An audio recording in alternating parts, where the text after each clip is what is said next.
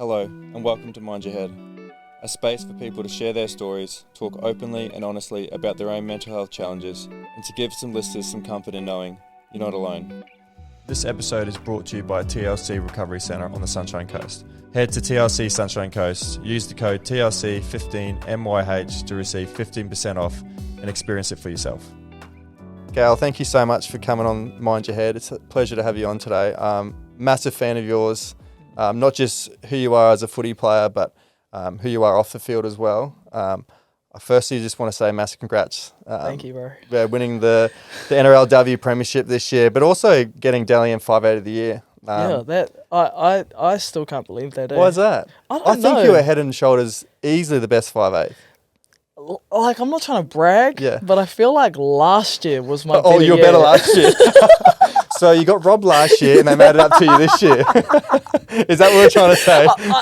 You put it that way. I wasn't trying to articulate it that way. But no, I seriously was like, man, if you actually watch, like, the camera, I'm eating my dessert. Like, I'm like, oh, I'm not winning this. Like, bro, there's some great, like, sixes of shit, Like, I was just like, oh, yeah. Gayle Broughton. Cleaning my face. I was like, oh, Jesus, okay, yep, get up. Oh, like, my pants were up my ankles. I was like, Jesus. Sort it out. You're not playing it cool at all, Gayle. Like, get it sorted. Yeah. So. What a season, though, man. Like as we were just talking about before, incredible season, lost one game. And even the rivalry with the Roosters all year. Like, I love watching that game. Like, it was so good to watch. Poor old Julia Robertson got a little stitch up at the end of that game there. Like, I was waiting for her to pull out her army moves or something. Yeah, I was like, do something. Jesus, like, I'm sure you're combat or something. Like, Robbo, military self-defense. Come on, Robbo. But she's, she's the loveliest person. She is, isn't she? Beautiful human being. So. What a wild couple of months, eh? Can't get your head around it. I can't get my head around it. I still can't believe it. It's like, I have to go back through my photos, because I'm like, wow. Re-jog the memory. Yeah, that actually happened. Yeah. What was that feeling like? I mean, you guys obviously winning. Amazing game to watch. Incredible feeling. Obviously, the men's winning that too. What was that feeling like that night when both teams are celebrating together?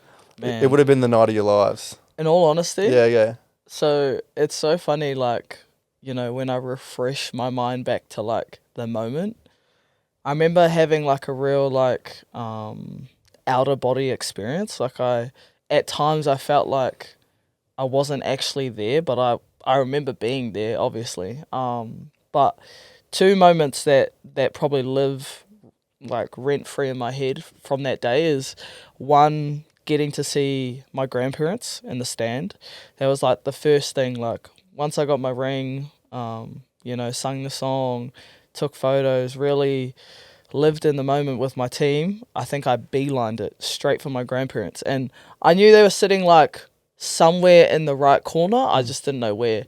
So when I beelined it to them, finally saw them, and my best mate, Tanika Willison and Stacey Walker, and her partner, they were up in the stands too. So I had some of my closest people in the stands, and just being able to, like, celebrate that moment with them and them getting to see me win that was like, it was like everything. And then I think, like, got to interact with some fans and give some signatures, but I literally remember saying hi to them, giving them hugs and kisses, taking photos, mingling with the fans for a little bit, and then I beelined straight for the changing room. And I, like, just had to sit in there for a moment because I was so overstimulated. Like, yeah, you would have been. I was like, my brain was like da da da da da, and like it's a lot to process, Because I think you said then, like, seeing all your friends and family, the people, your loved ones, your grandparents, but also you have a time to, like, actually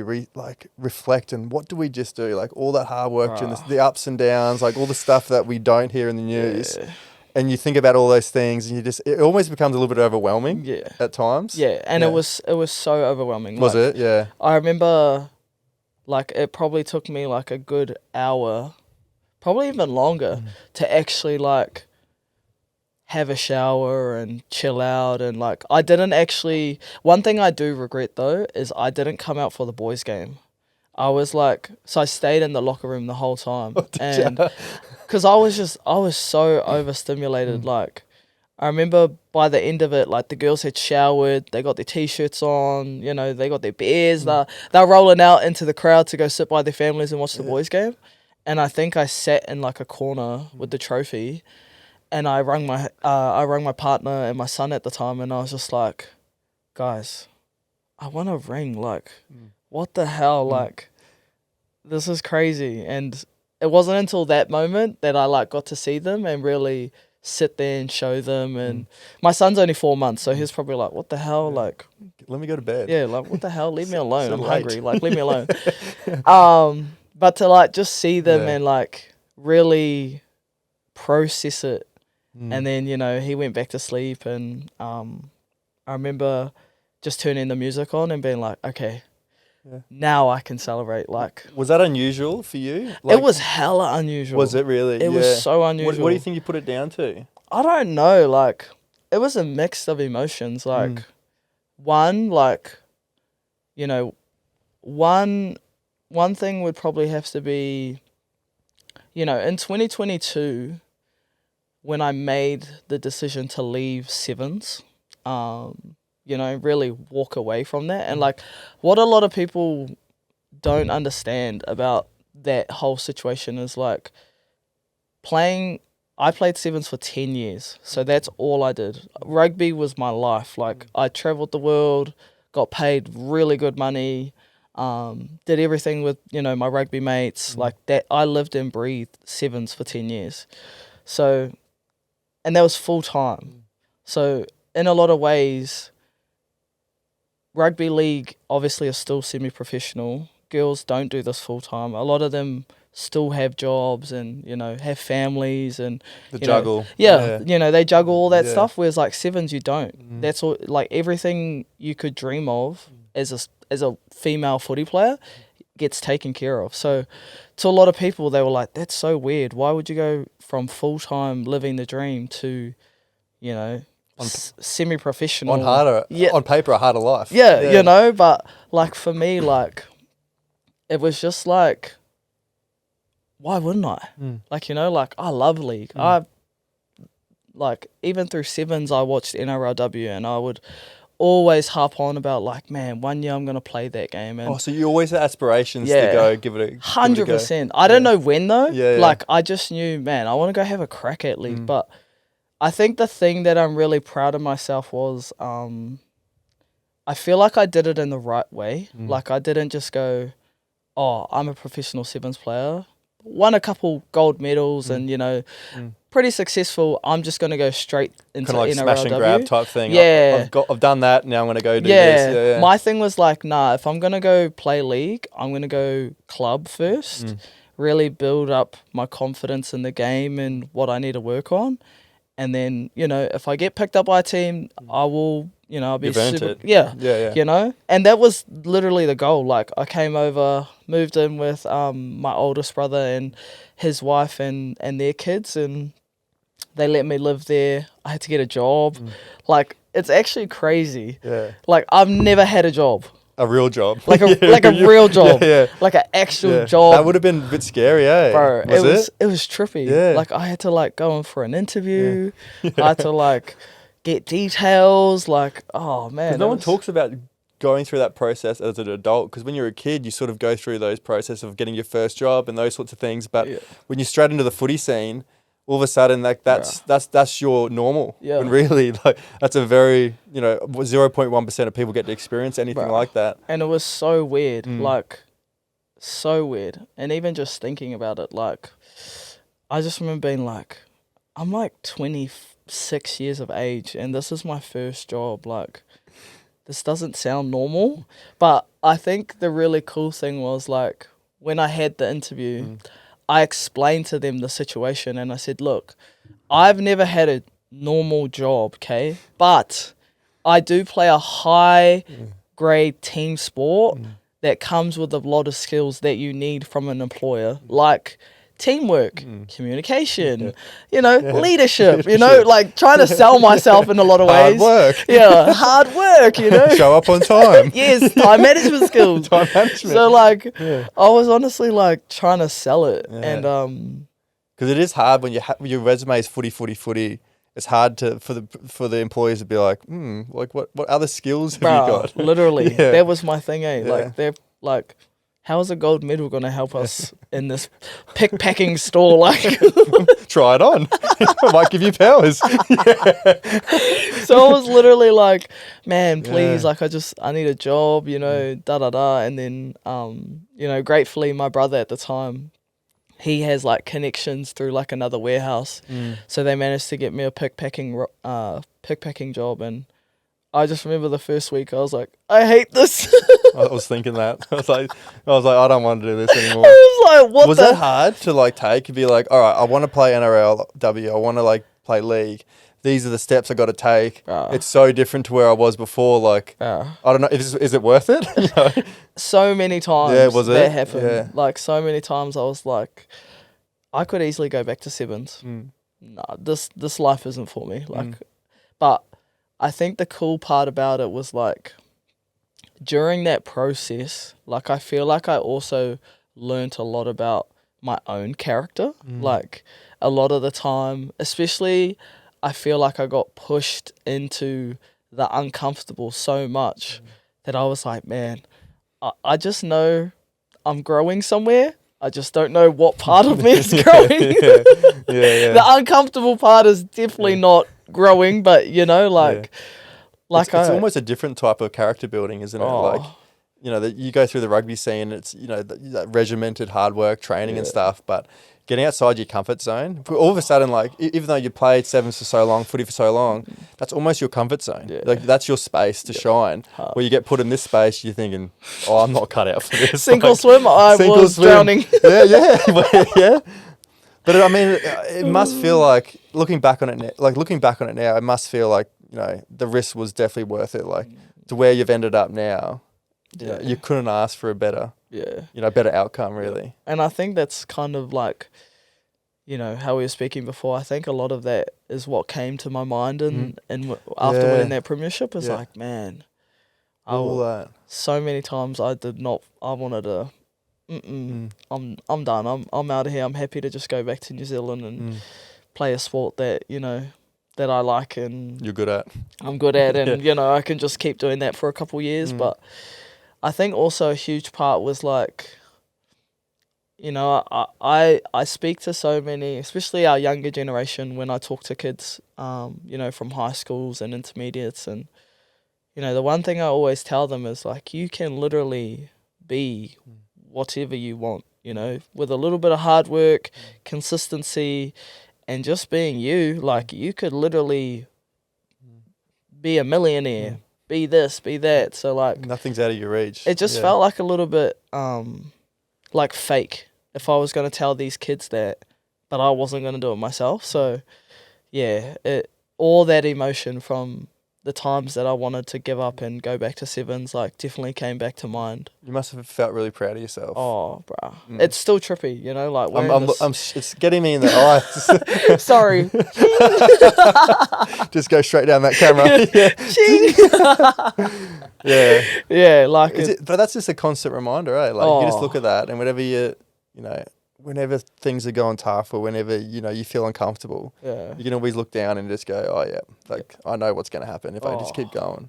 And, like, you know, like, I've won some pretty cool things in my life.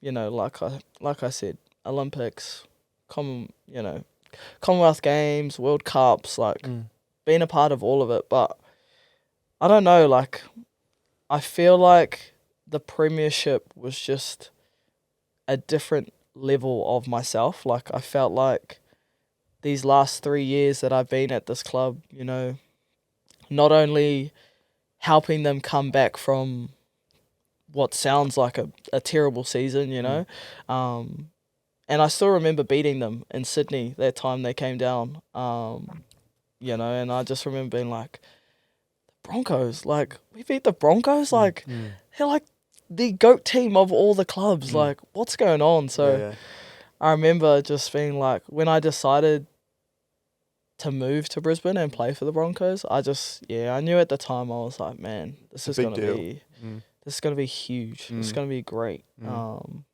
And this place has been nothing but short of amazing, you know, like. Loved it. best mates. Yeah. Love these girls. Like, when I say, like, I know, like, I meet a lot of people and they're like, yeah, they're my sisters. But, like, I'm very much like, I don't really care what people do on the rugby field. Like, some people on my team do some freaky stuff, you know, but it's always the stuff that happens off the field that matters the most to me. So, I honestly, man, I love these girls, like, and I don't say it lightly. Like, I literally, they all know that they could ring me any time of the night and I'd be there in a flick of a light, honestly. Do you feel like it's a different bond to what you've experienced in previous teams? Yeah. You do? 100%. What do you put it down to, you reckon? I think a lot of it's like, I've been in this team for the last 3 years and a lot of the girls have been the same girls. Like, there's been a couple new people come, there's been people go, but it's mostly been the same group of girls. And kind of like my sevens, you know, like my sevens teammates are still some of my best mates, still in my life. And it's quite similar to the Broncos girls. Like, they've literally at times watched me break, at times watched me be the happiest person, and vice versa, you know, like, I've seen a lot of them grow, I've seen a lot of them fail, I've seen a lot of them at times want to give up, and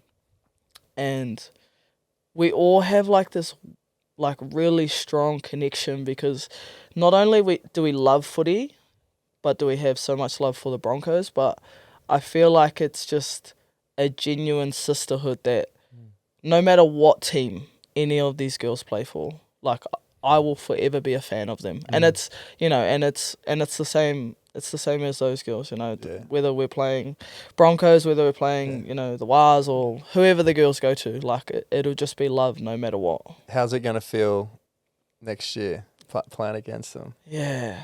I've actually been trying to think of that, like, man, I'm actually happy Netta's coming because I do not want to tackle Netta. No. I am terrified. I'm terrified to tackle Shalom. Oh, yes. She 17, 18 years old, gun. That's crazy, eh? Mental. Like, because I watched her. She made her debut for the Reds. I think she came from the Reds to the Broncos. And she made her debut at like 15 or 16 years old playing against adults. And she was just running over people. Gun. Like, neck level gun. Yeah. She's got a bright future, doesn't she? She does. Yeah. She does. The ceiling. And she's got, you know, the greatest family support behind her. You know, like her mum, her dad, her brothers, like, real humble family. Such a humble family. Yeah. And I just can't wait to watch her grow from strength to strength. Like, she is just a freak of nature. And she's still young. Like, I feel like that's the part a lot of people forget. Like, she is still a baby in this game. Such a baby. Like, imagine what she's going to be like. That's what I mean. Like, her growth and, like, you don't know what her ceiling is. If she's doing that at 17 years old, you know, like, what's she going to be like in 4 or 5, 6 years' time? I know. It's still be young. I know. So, you know, I'm excited about it, though, because, like, I just know, like, even when we played, you know, on the same team, like, our team was so competitive. Left v right, Jesus. What was it? We would rip into each other. like I remember like one set, I think we D'd up Ellie so well. She threw like a ball and like it went to ground and I was just like, you don't want this. Hey Millie, they don't want this. Hey Kerry, they don't want this. And then like vice versa, something happened, we ran a block and I think Romy she hit me, like, proper, like, I felt it. And I was just like, yeah, girl, okay, all right, I see you. Like, she just, all of them, you know, but that's just the level of, like, competitiveness we held. And then add Meeks into the mix, amplified everything by 20. Yeah. So, playing against them is going to be different, isn't it? I know, bro. Yeah. It's going to be, and I said to them, I was like, just know... It's all love, like, you know, like... You know my secrets, I know your secrets. Yeah, I know. And I laughed. Me and Millie were laughing because, like, I said, oh, yeah, I know your guys' game plan. Yeah. Like, it's all right. I know what you guys are going to run. I know what that call means. I'm going to hear it and be like, oh yeah, front door, back door. They're giving it to Tamika. That's pretty much for the game plan. Yeah, legit. So, Yeah. nah, I'm just like, man, I'm excited, but I'm also like, oh, it's going to be a good one. Let's talk about your hometown and go back to sort of, you mentioned earlier on that you're a staunch rugby league, supporter and player. What were you like as a kid growing up? I always laugh about Cheeky? this, Wow. I was the worst type of child, Like, I never Trouble? try, like, sugarcoat it, but, like, like, I was the worst type of kid. Like, I was that kid that was so talented that, like, you wanted them on your team, whether it was, like, any type of sport. Like, I was just that good, and Humble too. just bragging a little bit, but, like... Just move that mic a little bit closer. Right there? Yeah. Nice. Yeah, I was just that kid that was, like, so talented, could do some of the freakiest stuff, and, like, would always rip up the boys. So, like, proper rip up the boys. So, like, I remember my fondest moment about my childhood is, like, me, my brothers, and some of my cousins, we played in a touch tournament. Anyway, I went into a drop-off, and the 3 people, it pretty much went down to 3. So it was me, because you need to leave 1 girl on, plus 2 boys, and it was 2 of my brothers. And I remember the other team just looking at us like, fuck, this is so fucking unfair. Like, this is a cheat code. Like, what the hell? Yeah. And, like, because I also used to have short hair when I was younger, because for some reason my mum, I don't know, she obviously liked me looking like a little boy, because every kid photo I've seen, I'm like, what have I got a shaved head for? I proper look like I've got a Karen haircut, like a proper, like, combed over, little bit spiky at the back. And I was like, my mum hated me, honestly. Yeah, and those were my and that's how I really knew that, like, I was really good at sport, but I just had such the worst attitude. Like lazy? Oh, it was everything, bro. Like, didn't care, just lazy, didn't want to work hard for anything. Knew I would just get picked first, so I was kind of like, yeah, whatever, Don't even have to try. I just had such a stink attitude. What do you think that is, you reckon? I don't know, like... Because it probably came so easy. Yeah. Yeah. And probably, like, I remember when I was a kid that, like, for school, for me, I thought I had learning difficulties. So I just didn't connect with anything at school, but I went to a sports school. So we were a school of excellence with union league, touch footy, basketball, volleyball, and surfing. Oh. So I was, like, changed all my subjects and just leaned into footy. And, like, I think I was that same attitude too, because it came so natural to me that, like, I didn't really have to try much. Yeah. And that bred, like, even growing up and going through teens, and some coaches are like, man, if you actually, like, tried hard, you wouldn't be half bad. I'm like, I am pretty good. But, like, if you just trained a little bit harder, and I just never thought, like, I just thought because it came so easy, I wouldn't have to try too hard. Yeah. But it only came to, like, when you finish school, finish first 15 footy, and then you go play adults. I'm like, oh, I'm gonna have to train really, really hard here. I'm gonna actually have to. What was the shift for you? Like, how did you sort of get out of that headspace and actually recognize I could probably make a career out of this? Man, in all honesty, I probably didn't shift into that space till I was about 20. Really? Like, for real. Like, and I got picked up from Sevens real young. Like, I think I was like 16 when I got picked up from Sevens. And even during, 16, 17, 18, 19, like, I still didn't care. Like, I think when I did get picked up by Sevens, and I was coming to camps and stuff, they would always do testing. And I would always hate it, and I can't lie, like, there were a couple times that I, like, was like, oh, I've got a sore hammy, or, oh, I've got a sore shoulder, my calf, oh, something's wrong, and nothing's wrong. It's just, my attitude was like, I don't want to get pushed into being uncomfortable. I know my talent will get me somewhere. I just don't want to work hard for it. And for years, like, even when I got picked up, when I debuted when I was 18. Oh no, I would have just turned 17. For NZ sevens, Yeah. Even then, like, it still hadn't like connected with my brain. Like, bro, you play for our national sevens team. Like, this isn't just a footy team down the road. Like, this is the highest. It's your country. This is the highest form of representation, and like, it's still in my head. I was like, oh yeah, like, I'm pretty good, like, you know. And it probably didn't help that, like, I was that good. But also in a lot of ways, when I got to debut and I played in Atlanta, man, there were some huge names in front of me. And I remember at the time, like, you know, they were like, oh, you might only get like a minute, 2 minutes to play. And in my head, I was like, gee, I don't care. Like, I'm in Atlanta. Like, if you know where I'm from, ain't nobody been to Atlanta. I made it. Yeah, I made it. Yeah. So I was literally like... Ain't no one been to Atlanta. So true. You know, I just remember being like, yeah, cool. Like, if I get to play, then sweet as. But I remember one of the days, and I still have nightmares about this. I remember one of the days of the training session, we had to run a Bronco.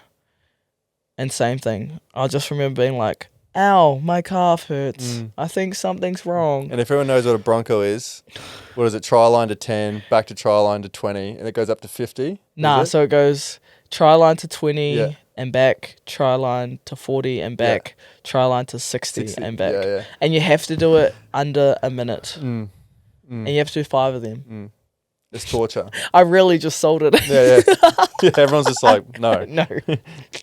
Yeah. So yeah, I remember just like, and it wasn't until, you know, my good friend Ruby Tui, you know, she actually just spoke to me. She was like, gee, if you're injured, like, stay out of the drill. Don't pick and choose when you want to come in. And I just remember being like, oh, no one's ever held me accountable. Yeah. What do you mean? Like, you know, like, what do you mean? Like, you know, and I still, like, I get goosebumps talking about it because I'm like, I've never actually been held accountable, like, for the amount of years, you know. And I did a lot of dumb shit leading through my sevens, like, you know, like, I had to get moved from my hometown closer to training because I thought it was a good idea during pre-season to go on a trip to Fiji and not tell anyone and just not show up to training. Thought that was a good idea. What else did I do? I was fighting. I was drinking. Oh, well, yeah. Like, it was bad, bro. Like, you know, and a lot of people think I made the move from Taranaki to Tauranga, where the campaign is based. Yeah. But I actually got moved, like, vividly, like... We need you in a different environment. Yeah. Or they were going to kick me. They were going to rip up my contract on the spot. And I remember my nan being like, no, she can't, you know, she can't be this person in her hometown that doesn't do anything with her life. She needs to go. So I still remember getting chucked on a bus, crying, because I was like, how dare you send me away? But like, and like, when I look back at it, like, years later, I'm like, wow. They saw the big picture. Yeah. Yeah. I didn't see no picture. You had so much more potential and more to offer the world. Yeah. But you come from that small town, small town mindset. Yeah. And it's real. Like, I feel like that's the, you know, like, and even now, like, it's sad. Like, it always upsets me sometimes when, like, I hear about people not talking shit about me, but, like, disagreeing with, you know, me moving away or doing stuff. And I'm just like, how can you dislike someone for wanting... chasing their dream better, you know, like better. And I honestly show nothing but love for my hometown, like bruh, like I wear it everywhere. You always represent it, always. Like, you know, like, I talk about it non-stop. I love where I come from. I never talk anything bad about it. But what you are now, because I remember, like, even you talking, like, you probably didn't have a female sort of role model, idol to aspire towards and be like, that's what I want to be.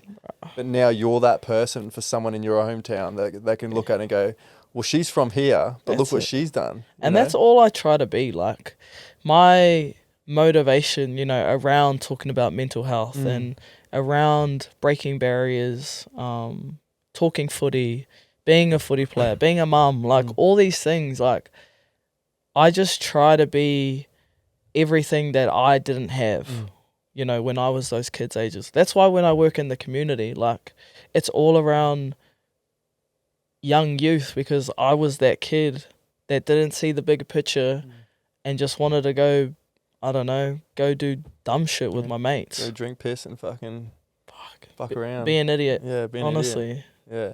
I'm sure you could relate, like the kids that you sort of chat to and how I'm sure you see a little bit in you in each one of those kids. Oh, huge. It's huge. Huge. Yeah. Like, you know, especially the kids with like bad attitudes and like all the talent in the world, the cheeky ones. You must look at it and go, fuck, that was me, wasn't it? Like, damn it. I was a lot funnier, but yeah. But legit, like that's why I got so much passion for the youth, because I'm like, you guys can, you guys can, with a bit of support, and that's why I'm here, to talk to you, to listen, because like sometimes that's all it takes, like just one domino.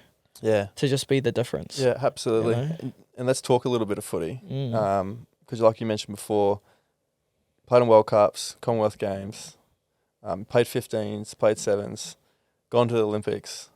You've achieved a lot. What was that feeling like? I remember you said you represented New Zealand in the 7s when you're, 16 or 17. You probably almost took it for granted almost. Yeah. What was that moment like, say, getting the call to say that you're going to the Olympics? Because, I come from a massive rugby background, and before 7s was at the Olympics, I was just like, it'd be amazing to go to the Olympics. Maybe I have to pick up swimming or, try a different sport. And I was doing a fair bit of 7s too when I was playing. And that was sort of my goal, was hopefully get on the Olympic team. Yeah.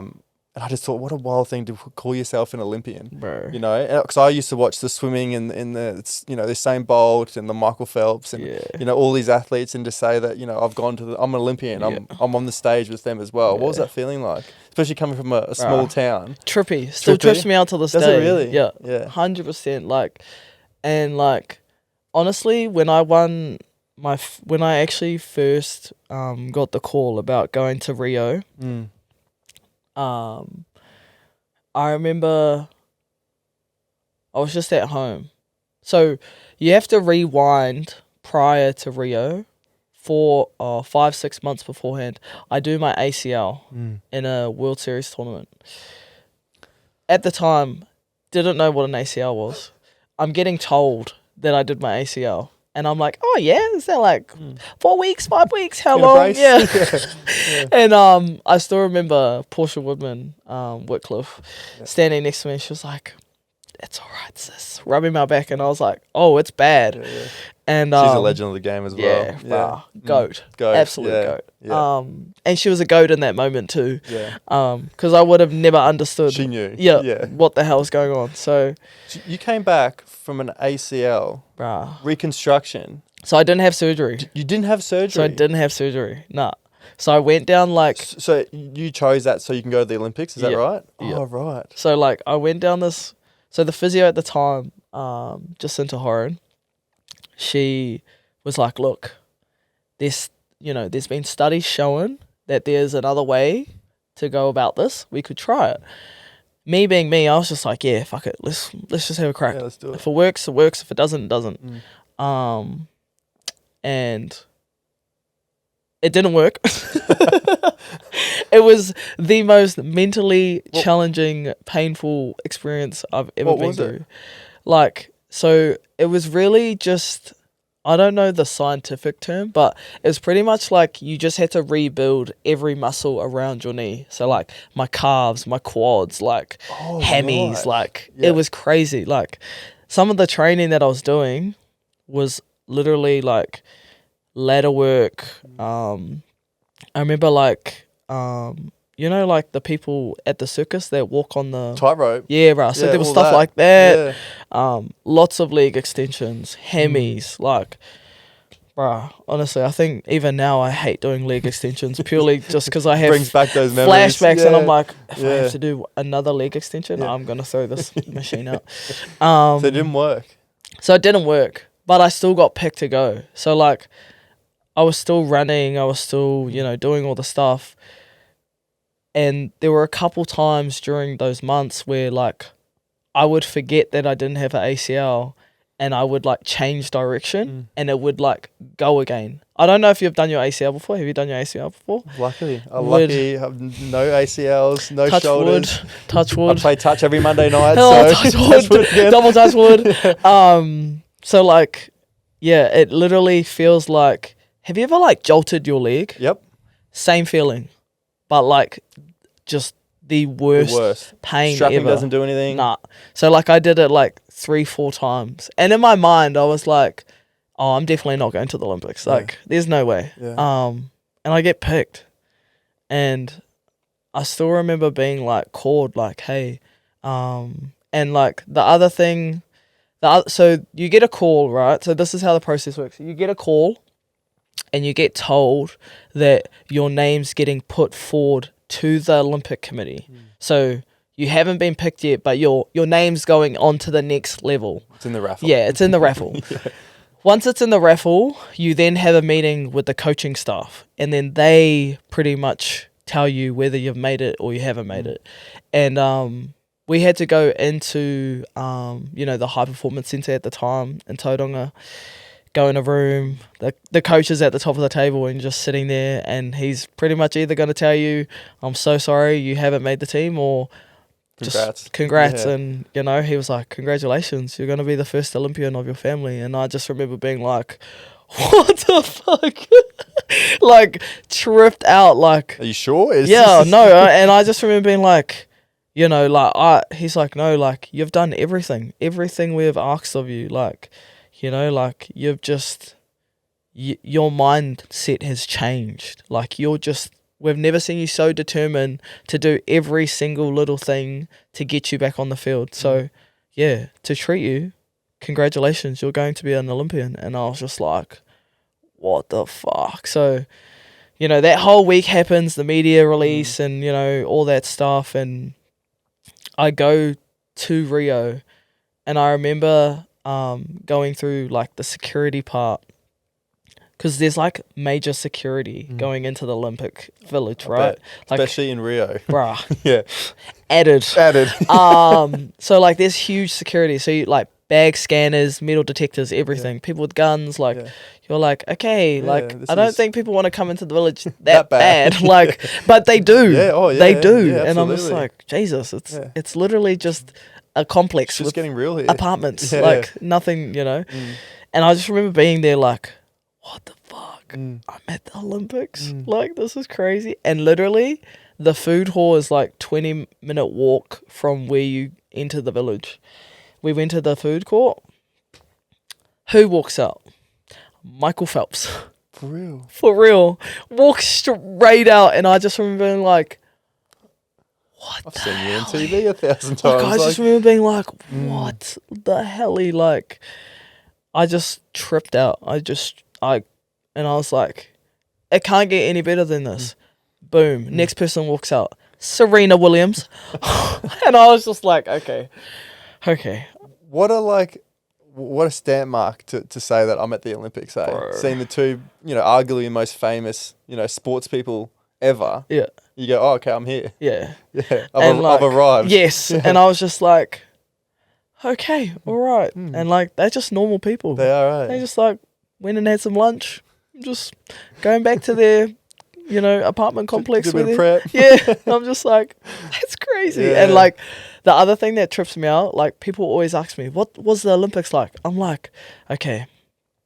I remember 3 things. 1, every vending machine around the village is free, filled with like loads of drinks like Fanta, Sprite, water, Powerade, Gatorade, like everything you could think of. And you just scan your little token thing, drinks just come out, and I'm like, They don't have these back home. that's ridiculous. Second part is the food court is like a enormous hall.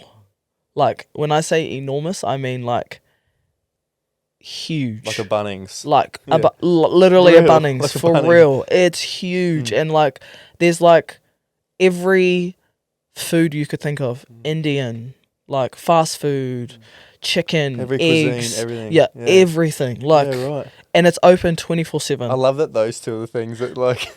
No, it gets better. It gets better? The third thing, right? The third thing that just tripped me out is they have a whole village section where you can go buy stuff. So like a mall.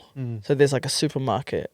They had a McDonald's, and you just order whatever you wanted, and it was free. It feels like it's a bit counterintuitive having a McDonald's at a elite high performance, athletes. Like, it's just like, what's going on? I here? know, and I remember our captain at the time, Sarah Hiddeny, she was like, no one is to go to the McDonald's until afterwards. Yes, then we can party. Yeah, and I just remember being like, fair enough, that's fair.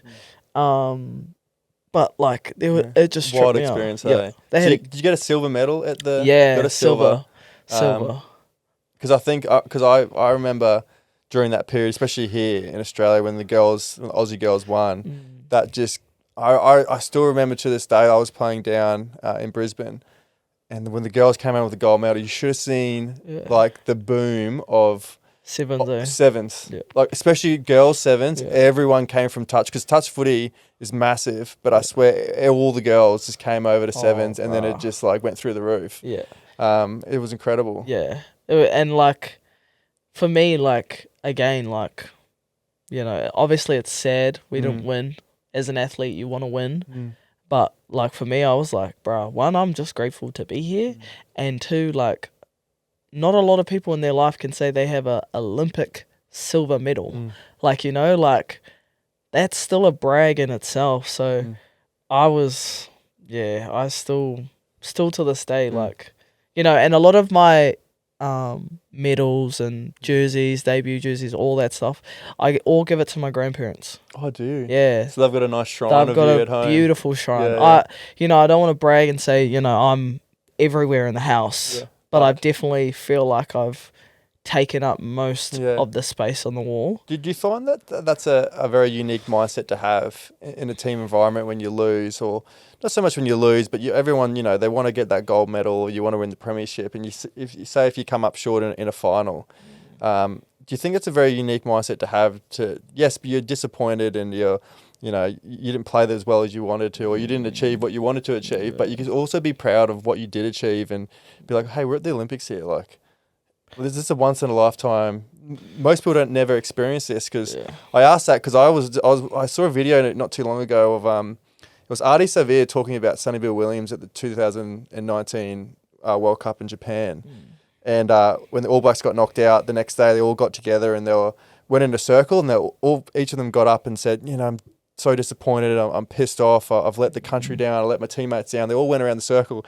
And Artie was saying, Sonny got up and he was like, yeah, look, boys, like, don't get me wrong. I'm upset. Like, I'm pissed off that we didn't win, but I've got a beautiful family at home. Yeah.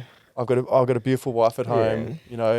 Rugby's not everything. Yeah. And Artie was like, fuck, I wish I said that. Like everyone, because I think everyone was feeling that. Yeah. But you're more inclined just to, stay in line or, say what the other person says. Yep. But have that unique mindset to be like, yeah, look, I'm frustrated, but look what we did do. Like, this is a once in a lifetime sort of thing. Like, 100%. We can be proud of what we have achieved. And especially in times, I feel like, of like moments like that, like it's easy to go, the world sucks, everything sucks right now, but I also feel like gratitude is such an underrated thing. Like, it's a superpower. Like, there's so many things to be grateful for. And like, you don't have to, like, I think that's actually a really cool thing in our team in the Bronx that we did. So my good mate Doozy, Chelselina Doozy, amazing. Big shout out. Big shout out, Doos. She created Grateful Mondays, yes. Gratitude Mondays. And it just kind of set the bar. And like you said, like, people, oh, I'm grateful to be in this team, da da da da da. And I remember one day I was just like, bruh, I'm grateful to be alive. Like, I'm just grateful to be able to wake up this morning and I can walk. Like, these simplest things, like, I'm so grateful that I can see out of my two eyes. I can hear out of my two ears. I can move my fingers around, you know, like, and I feel like it actually helped girls be like, wow, that's actually a good point. Like, something so small is actually so big. And I'm like, yeah, because a lot of people in this world can't just get up and walk around. A lot of them can't hear. Some of them can't see, or if they do, they have to pay $5,000 to be able to see. So I was like, I love the gratitude part because it's like, it just reminds people like, yes, you know, in times of hardship, in times of things that they're struggling with, there's still a lot to be grateful for, you know. And I always tell the girls, like, you don't have to underplay your struggle. Like, you don't have to be like, oh, well, yeah, I'm grateful for this, but, you know, someone in Africa doesn't have food. I'm like, yes, I know that, but shouldn't that imply that, you know, you're even more grateful that you are able to just go to the dairy, buy some milk and bread and go home? Like, you don't have to go, oh, shit, you know? And try next week. That's it, you know? And I think that was a huge thing around, and I spoke about it a little bit in my mental health around, you know, pressure and the perception of pressure and how much it is a privilege to feel pressure, especially as a footy player. But pressure to me was never about, you know, having to kick a ball and hopefully it get over, or it was never performance based. Never in my life has it ever been about that. It's always been about, you know, pressure to me was, you know, my mum not having enough money to pay the rent or the mortgage, or have enough money left over to buy food, or, you know, like that to me, that's pressure, because you're like, damn, I have to choose here. Like, it's actually a life or not death, but, you know, it's like a real huge situation where it's like, right, if I miss a goal or I don't score the try and I knock it on, the world doesn't hate me for it. You know, the world doesn't stop. You know, like, it's not that deep. You know, and a huge part actually that I'm just thinking about it was last year when we lost to the Sharks in our semi-final, and I remember there was like this real gut-wrenching feeling when everyone got back to the changing rooms, and you could kind of tell no one wanted to talk because we were all like obviously pissed because we knew we had the team. We fucking 100% had the team to go all the way. And I just remember being like on the sideline, and I actually gave Millie a hug at the time, and I said, you know what? I'm so gutted that we've lost this game. But you know what? My son, I literally found out a week before that I was going to be having a son. My partner fell pregnant, and I was like, life is not that deep. Like, yes, I just lost the semi-final. Yes, it sucks to lose. But I'm going to become a mum. Like, that is insane to me. Like, in my head, I was just like, I'm okay. It's a beautiful thing to understand because it's not tying your identity or self-worth to you as a footy player. Yeah. And probably that's something that I really failed to do growing up and coming through was I tied everything to if I won and everything if I lost. Yeah. So if I lost a game, it was my fault. Yeah. I'm a piece of shit. Yeah. I have to try harder next week. Yeah. And it was every week, it was life or death for me every single week. And it was a terrible way to live. And then knowing that your identity, like there's more to me than just Elliot the footy player. But that was really hard to understand and really hard to navigate when I put all my eggs in one basket. All I did was play footy. Yeah. So even though myself, I didn't believe that all I did was, Elliot the footy player, I didn't offer anything else because that's all I did full time. Yeah. And all the conversations I had with people was, Elliot, what do you, how's footy going? Yeah. What are you up to? Where are you travelling to next? Are you in this team? All that. And I entertain it because I'm like, yeah, well, I've got nothing else to talk about. Yeah. All I did was play footy. But the back of my mind was like, what else do I love? Like, I love art. Yeah. I love music. Yeah. I love fashion. I love paintings. I love doing all these other things, but I just fit this mold of Elliot the footy player. Yeah. And it was really hard to sort of like break that cycle and to identify as other things than just a footy player. And I remember like Conrad Smith, who outside centre for the All Blacks, I saw him say something. It was rugby is not who I am, it's what I do. And it seems like you even becoming a mum and knowing that you're becoming a mum, and also knowing that rugby is such a, if you're lucky, you'll have a 10-year career. it's such a small time in your life's journey that as soon as rugby's over, you know, you've got your rest of your life, That's you it, know. bro. But a lot of people sort of get that consumed in that 10 years, or even if you lose a game, you're like, life's shit. And you go, well, no, life's amazing. And like, we need the failures. Yeah. You know, you can't be winning all the time. No. You know, some of the heights that you've achieved, you know, winning the NRLW and I think you went on and won the gold medal at Tokyo. Yeah. All those things came from failures.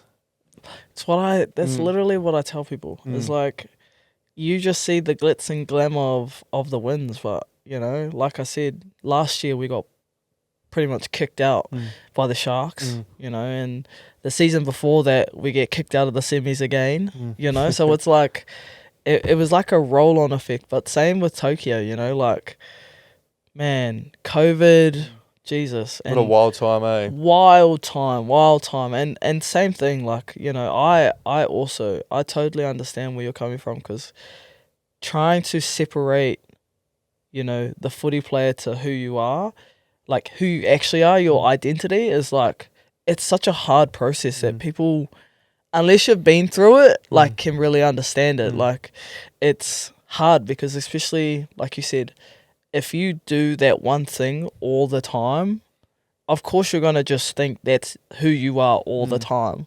And it's not until you actually ask yourself. And like, I was really grateful. We had some of the greatest mental coaches that I've ever met in my life come through Sevens.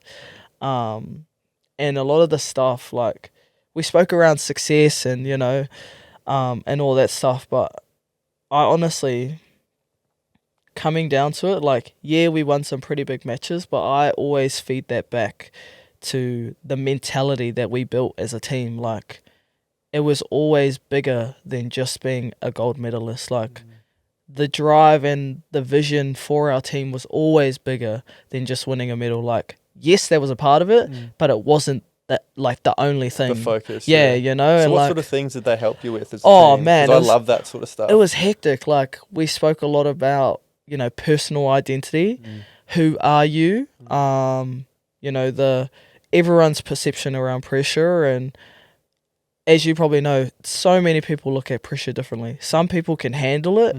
Other people are like, run away from get it. me the hell out of it. So our thing was always like understanding about each other. Like, oh, okay, I know da-da-da struggles in times of like confidence, and when she feels the pressure, she can't really handle it, but she does feel like if someone just goes over there and just gives her a little tap on the shoulder, reminds her, you know, of her role, she's fine. She's back into it. So is that some of the things he did, was getting you guys more in touch with your teammates and understanding who they are as people? Huge. Because that's something that I always think about now is maybe something that would have changed when I was playing footy, is how in touch. Because we knew each other as footy players, and it was kind of surface level stuff, but we didn't really go too deep into our reason why, or what drives us, or what makes us who we are. And I always think about that. Like, if I understood, you know, all my people in my team and understood what gets the best out of them, I wonder like what we could have achieved. And what you just said then, you understood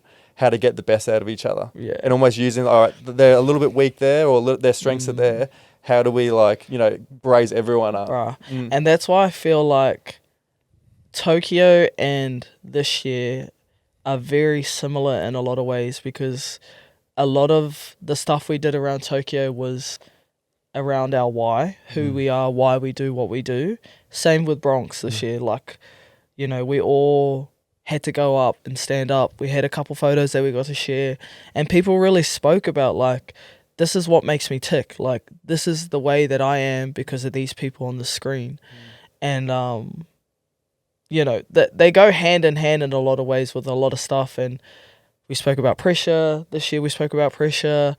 And the added bonus was that the camaraderie that we had built as a group for the girls. Like, man, we just knew, like, we had this level of confidence that each game we played, we just grew and grew and grew. And then It looked like it. Yeah. bruh, we just had these, like, type of vibes that, like, if anything was either going to hinder us, if anything was going to hold us back as a team, we would all just be accountable for it. And, like, honestly, when I look at Tokyo and when I look at this year, they were so similar in a lot of ways. So I was going to ask you about that, because this, in terms of sort of winning environments and successful environments, there'll be a lot of similarities between that, and even in the culture of the teams. Yeah. You know, it seems like you guys probably set a lot of boundaries. Oh, huge. And your standards, like, this is what we're going to accept and this is what you're not going to accept. Huge. Yeah. And like, is that vital, do you think, especially in a team environment?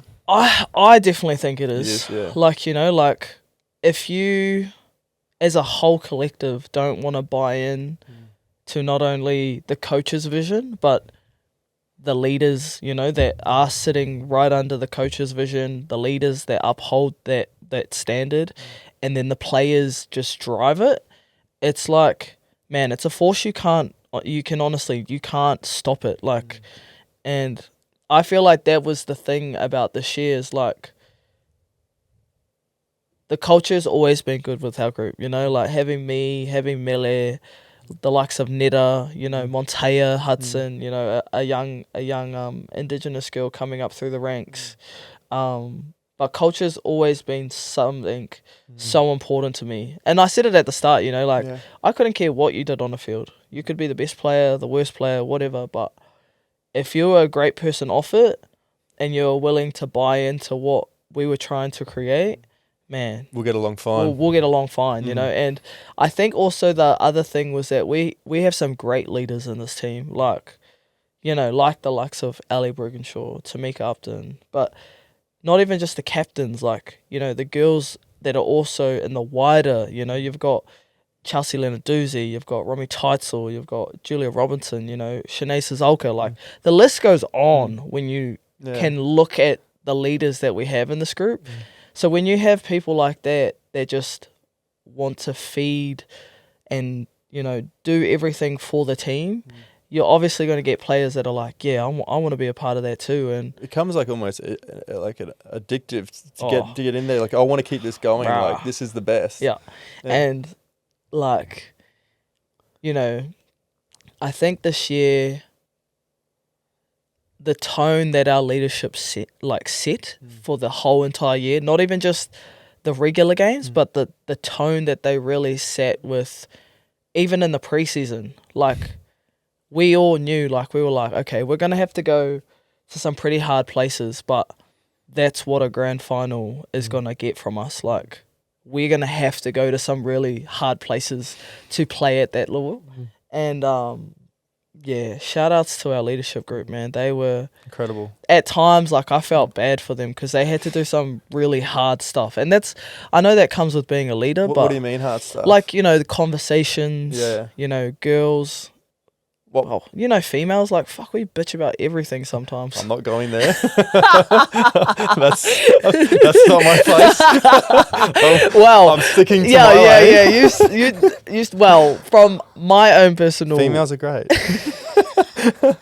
No, but I talk to a lot of captains and leaders and that sort of thing. It can be a very lonely place sometimes because... the coaches are normally having those conversations, but they want the sort of leaders in the team to uphold the standards. And a lot of time, you're mates with these players. At the same time, you're going to have those hard conversations, and those hard conversations be like, "Look, your standards are dropped. You got to lift it up." And then you got to remove the fact that we're friends and be like, "This is a you know, a business relationship here where I'm trying to get the best out of you. You need to lift your standards out, or you're out." And like. They're crazy conversations it has because you're my mate saying that. Hard. Yeah. You know, and then the vice versa of that is like the leaders also having to listen, you know, to what the players are wanting and driving, but also respecting what the coaches are saying. Yeah. So they're like a middleman in a lot of ways, but... Trying to keep the peace and harmony there. That's what I'm saying, bro. But the biggest thing for me this year was like, you know, a lot of our leaders just standing up and being like, look, we're not going to like each other, you know, like we're not all going to be besties, you know, but what we are going to do is we're going to have respect for each other as a teammate. We're going to love each other, but we're not all going to be best mates. You know, some groups are going to be closer than others, but we're going to have a level of respect that I'm going to give you respect and you're going to give it back to me. And that was really that was the tone set for the year, and we were like, yeah, okay, sweet, Let's go to work. let's go. Yeah, So yeah. I love just that. remember preseason. I felt bad in a lot of ways because I missed a lot of preseason this year, like, and even in season, like, man, like my family, you know, fell sick, and I lost a couple people this year, and you know, same thing. I missed a couple funerals this year. You know, like that's the hard stuff about sports. Sometimes is you can't always be at you know birthdays, weddings, Those like sacrifices, isn't it? That like it's huge, bro. But you then don't really talk about too often, eh? That have such a major impact on your performance. yeah, You know, sometimes some people might look on TV and go, "Oh, they didn't play that well today," but they're like, "Well, yeah, they missed a funeral last week." Yeah. You know, they're the things that like impact you as a player so Yeah. much. immensely. Yeah, immensely. And it's yeah. What you brought up not too long ago, I think you did an Instagram post, and it's something that actually resonated a lot with me. Was when you're winning gold medals, you're winning premierships, you're at the highest level. You know, you're achieving things that all these athletes want to achieve. But I don't think a lot of people talk about the come down from the high. You know, and you sort of be at this major adrenaline rush, major hit of dopamine. And you think, I'm on the world stage, how good's this? You're so high. And then before you know it, you come back home to normal life. Normal life. And you're just thinking, what do I do now? Yeah. What's the go? And you did I won't read all of it, but you made a post and you said, it's crazy to think that this moment was just a couple of weeks ago. So this moment when you won the NRLW Premiership. I feel like nobody talks about the cloud 9 high you ride after winning a grand final. The emotions, the celebrations, the love and joy you feel. You literally feel like you're on top of the world, and then a blink of an eye, it's all back to reality. You go back to work, back being a mum, and the part is that it's weird from seeing all these faces 90% of your time to barely seeing them at all. The postseason blues is a real thing. Bro, it's such a real thing. Yeah. Like, did you? Obviously that post was made after the NRLW grand final win, that premiership. Did you get a similar feeling? Tokyo, 100%. gold medal, 100%. coming back home. Yeah. Really? Very, very, very 100%. I think the even harder part about Tokyo is that when we came home, we had to isolate by ourselves for 2 weeks. Of course. And I remember sitting in the hotel, like, going completely fucking insane because I was like, this is the worst time. Like, I just won a gold medal. I should be celebrating with everyone.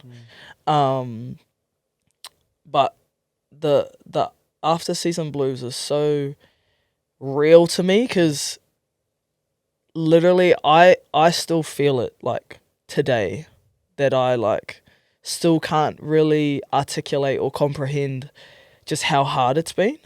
Like going from, celebrating with my mates, getting to celebrate with the boys, celebrate with the club. We had the Broncos ball the same week. And just like really being amongst everyone and feeling the buzz and like, oh, it's amazing.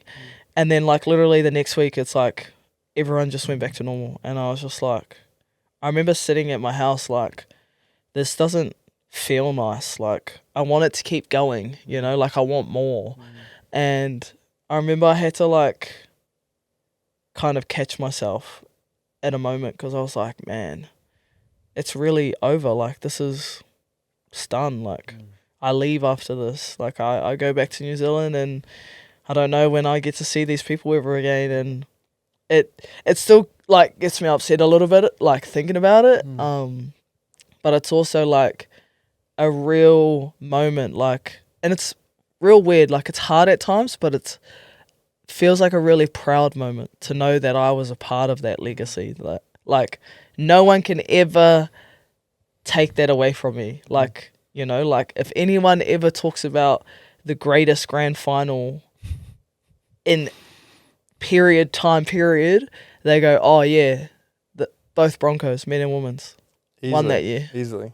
Oh yeah, I was part of that. Yeah. Like, and it's like, as sad as it is to know that, I don't get to see my best mates every day anymore. I don't get to, catch up with them in the weekends as much, because a lot of them have gone home and back to their regular stuff. Like, it sucks. I've always asked my guests, what are your 3 non-negotiables for living a healthy and full life?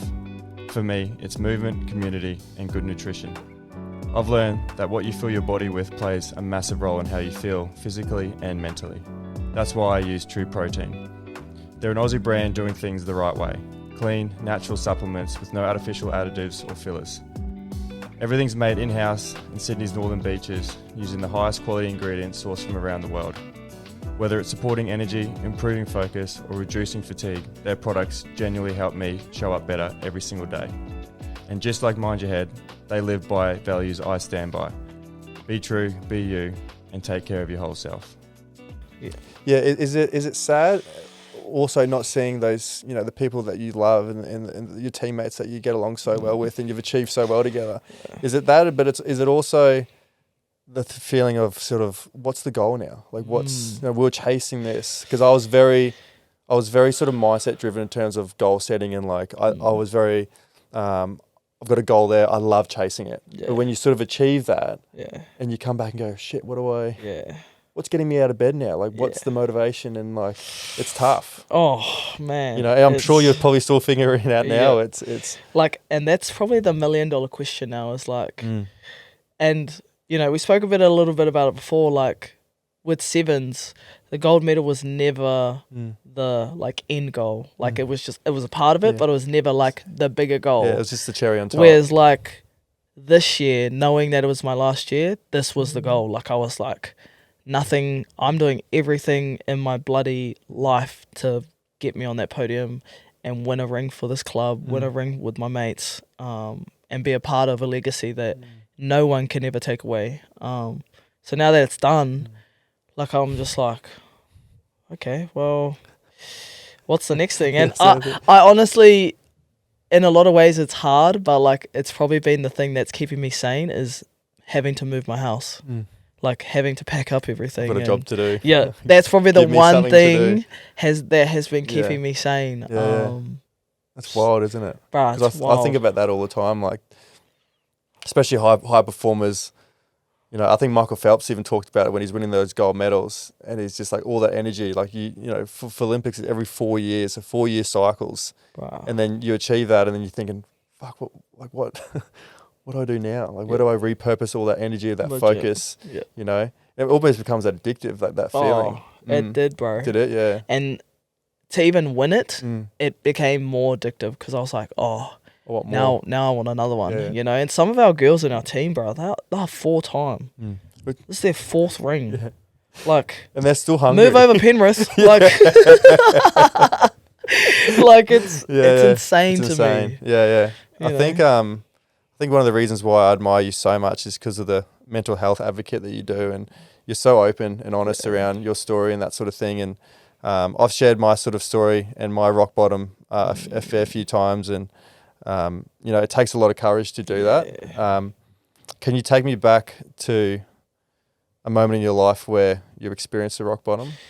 Oh, yeah. If you want to go there. Jeez. Nah, let's definitely go there. Like, I love talking about it, like it's so important, because it reminds people that, yes, we play a sport that a lot of people can't play and stuff like that, but we're human. We also have hit rock bottom, and 2019 was tough for me personally. Not only, it was my first ever real experience of losing someone to suicide. And I still remember this day being called, and, till this day, I still remember being like, what? What do you mean he's gone? What do you mean he took his life? Like he's the type of guy that makes everyone laugh. What do you mean? Like, what do you mean?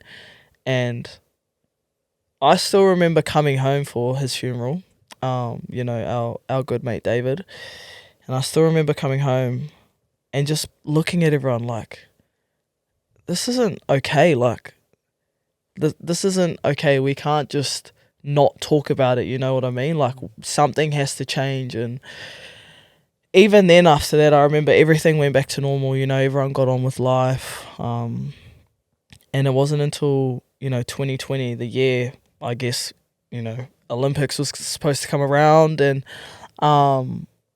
it was really my first ever time experiencing like mental health. I guess in a lot of ways what we call it is mental health, and sometimes I don't like calling it mental health because it sounds like you got a mental problem, but in a lot of ways it's just pain, not knowing where to go or how to speak.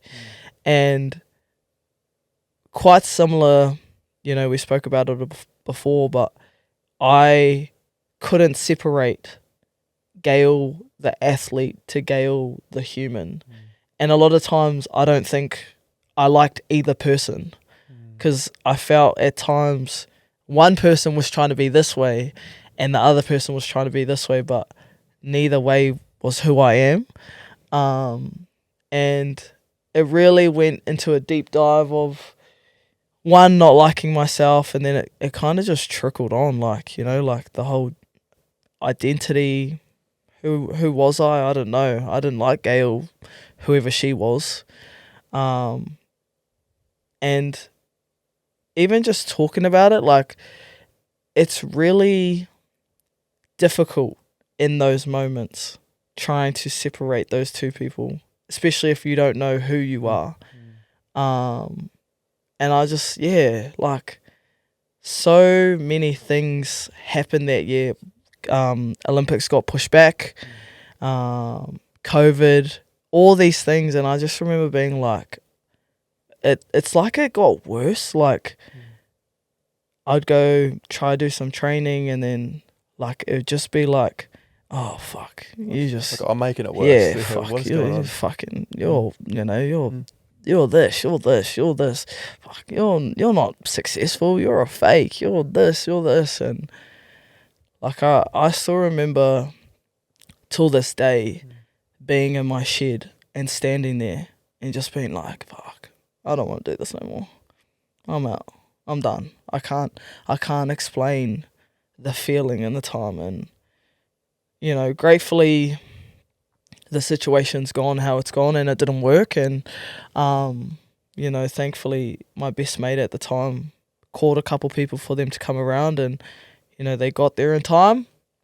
And I still remember sitting in, like, once everything kind of happens and it unfolds, you know, like, you get taken, a lot of people don't know what you're supposed to do, like, you know, and my friends at the time, they took me straight to the hospital because they were like, well, we don't know where else you're supposed to take someone who just attempted to take their life. And they took me to the hospital, and then the hospital nicely told them, you know, you got to take her here to like a mental health ward, and you know, they're going to have to question her and talk to her. And I remember just sitting there, like, part of me was gutted that it didn't actually happen, because I felt so embarrassed, bro. I was so embarrassed. Like, you know, they had my grandmother drive up, they had my dad drive up, my mum was there, you know, a partner was there, my friends were there. So like, a huge part of me was like, fuck, you know,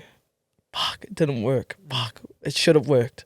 Because I would rather be fucking in my shed right now than fucking sitting here having to tell people that something's wrong. And the lady at the time that was asking me the questions, she was like, look, I just need to ask you all these, you know, they're protocol questions. And I don't want to ask you them because you've just gone through something traumatic.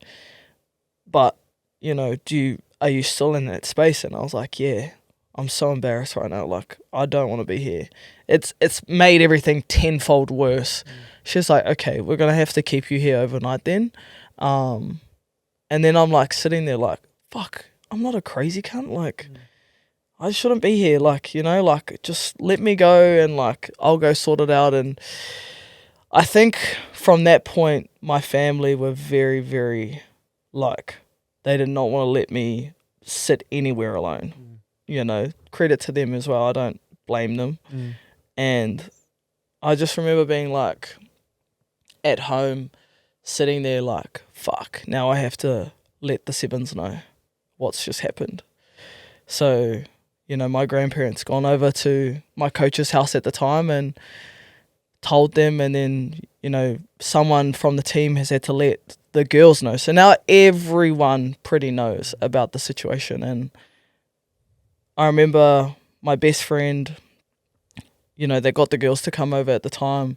She came and saw me and she was just like, you don't have to tell me anything. I just want to be here. Okay, you process however you need to process, but I'm just going to be here, okay? And I was just like, fuck. Like, that point, I was like, okay, something needs to change. And, you know, I got therapy. Because a lot of people, I feel like a lot of people have same thing, like a misjudgment of, I guess, psychologists or therapists, you know. But in a lot of way, like, it's very similar. You get a PT for a gym. You get a dietitian if you need, you know, nutrition or diet or anything. And it's very similar to a therapy. It's just you tell someone what is or everything going through your mind and they just listen. And, you know, I'm so grateful for my therapist that I had. She was connected through like a mutual friend, and she helped me tenfold. But I felt like it was so much deep work that I didn't want to deal with. Like, I was like, fuck, you know, she'd ask me some stuff and I'd be like, you know, especially, you know, my relationship around, you know, abandonment issues from my dad leaving when I was a kid, my sexuality, you know, not knowing, you know, and then I think a huge one that took me a lot of years was like, because I got asked so many times, like, if I was a man or a woman, and like some people would even tell me like, are you a man? And I'm just like, Really? bruh, I would get it. So I still get it heaps now. Like, it's crazy. But like back then, that was such a huge part of like the struggle, was because I was like, fuck, maybe I should be a man. Like, you know, like maybe I should agree with people and should listen to what they say and what I look like and who I am. And I think that time, like I said, it was a huge struggle around identity. And that was a really big part of it. It's like, fuck, maybe I should turn into a man. Maybe I should become a man. You know, like these are that's the toughest shit going through my head. Yeah.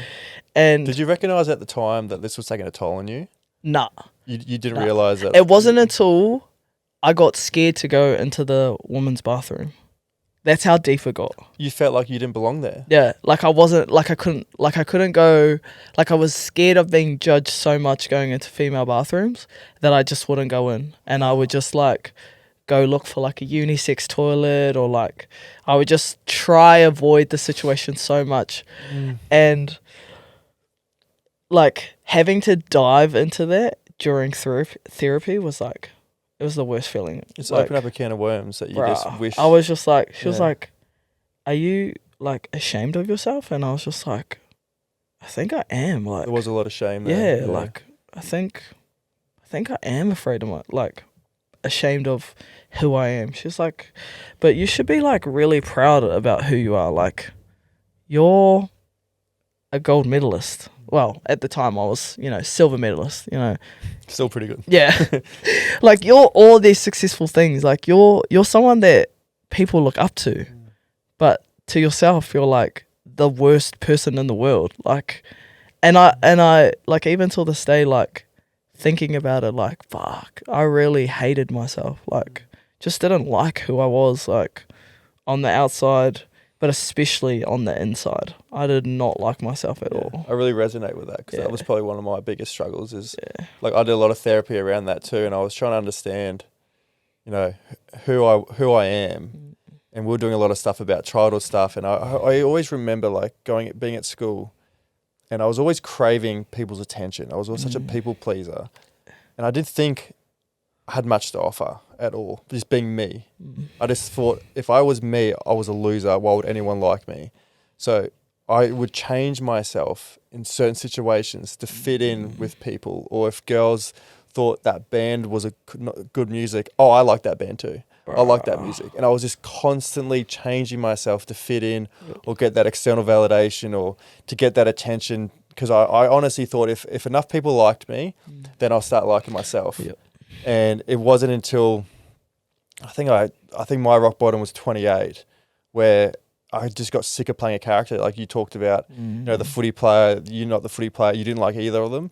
I was wearing a mask and I didn't like either of them either. And I looked in the mirror and looked at the, my real version. And I was like, oh, I don't even recognize it. Like, I don't even know who that is. Yeah. And I got to that exact same point where I was just like, the thought of taking my life crept in after driving home from a footy game that it probably would be easier. It probably would be easier if I did that. And because I didn't act on it in terms of seeking help or ask questions or even recognize that's a terrible thought to even have. Yeah. I'd ignored it, thinking that was just a normal thought. Yeah. Next week had the same thought. Yeah. Next month I was having 3 times that. And then over the space of 9 months, that thought turned into, if I did it, how would I do it? Yeah. And I remember sort of driving home crying, going, if I did it, I would want my mum and dad to find me. Yep. How would I do it so mum and dad could find me and say goodbye to me? And I think about it now, and I think where I am now, and you talked about shame and embarrassment, and for years, I'd never wanted anyone to find that out. It wasn't until I started this podcast, 5 years later, when I shared my story, and people thought, "Oh, I never thought you're the happiest." I go, yeah, that was the mask. Yeah. Like, if I could just be happy in front of you guys, like I almost convinced myself that everything's all good. I am all good. I am all good. Yep. And it wasn't, and that was like the biggest thing for me is actually sharing my story and understanding that the response I've had from people in this podcast, from either old footy mates that I used to play with or complete strangers going, "You remember what time we played together that year?" And I go, yeah, I was going through the same thing. And it's wild to think that we're all fighting our own battles and not realizing that we're all going through it. But the issue is no one's talking about it and understanding that it's okay. Like different situations, different scenarios, different circumstances that have happened to each other. But it's crazy to think that the feelings are so mutual. They're all the same. 100%. And like, I resonate with you so much about the mask thing. Like, very similar, like I didn't want to not be liked by people, or I was scared that people weren't gonna like me, so I would just people please, like, oh yeah, I'm cool, I do this. The same opinion as you. Yeah, but it's like, no, you don't. Like, you literally don't like align with those values at all. Like, why you and very similar, like how it can go from one day, to being like, oh, nah, I can't do that, to starts to creep in a little bit more. And then, like, I feel like that's the part that people don't understand. Like, I didn't just wake up and try kill myself. Like, it was on my mind repeatedly, like, and it got worse and worse and worse and worse to a point that I was like, nah, I just can't do this. Like, and like in a lot of ways, like I remember at times, like I was like, oh, you're just trying to attention seek. Like, why are you trying to do this? Like, if you actually wanted to do it, like, I remember one day I was driving, and I don't even know what happened. Like, it would have been like months into it, and I was like, fuck, if I just drove off this cliff, like, no one would find me. I'd just go straight off and no one would find me. And then I was like, nah, I can't do that. Oh, you don't want to kill yourself that bad. You're all shit. You're talking shit. And then I remember the day that I attempted to take my life. It was only a couple weeks later.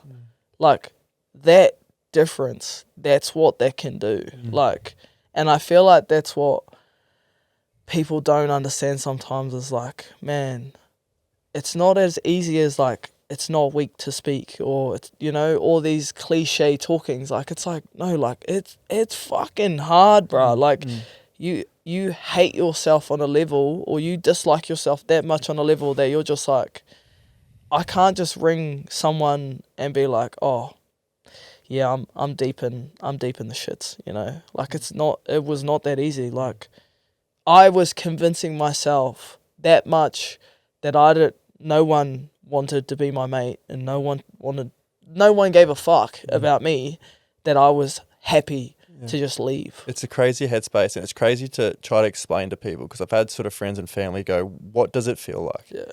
Right.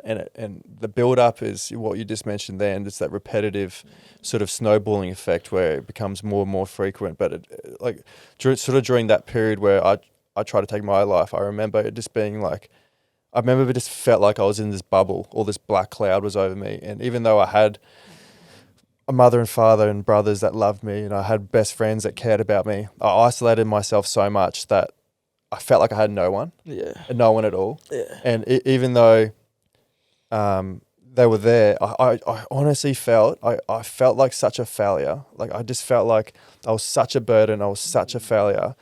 There was a point where I was going to run away. Yeah. I was actually going to just get in my car and just drive somewhere and start life again. Because I was like, I just want to start life again. Like, I fucked it up so bad here. There's no coming back. I'm going to drive and start again somewhere. And even that thought was like, no, you're just going to fuck it up again. Like, what's the point of, driving away or running away and not telling anyone? You're just going to make the same mistakes. And I thought, that you're right. Like, the conversation I was having with myself was almost like two different people. Oh. And it was so weird to have like that experience. Out of body experience. Yeah. 100%. And I remember like thinking, you're right. You're just going to fuck it up again. You're going to be a failure. I'm doing my parents a favor. Like, it's weird to think about now, because me and my mum and dad have such a fucking good relationship that I honestly thought, like, when I do it, they're going to go, oh, thank fuck he's gone. Like, he's been a pain in our ass. Oh. Thank God. Like, I was giving them a gift. Legit. And it was the complete opposite. And it's so frightening that, we both experienced like how the power of our mind and how it can just distort reality and paint pictures in our head that is just like completely false. Yep.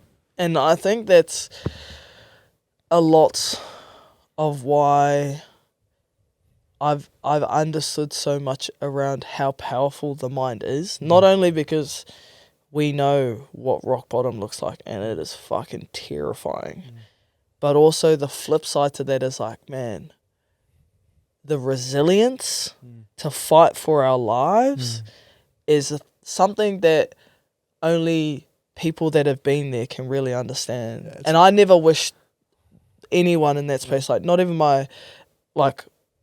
don't even hate anyone, but like, if I did, I would never wish that upon anyone, because it is a scary place to be a part of. Yeah. At the same time though, do you feel like,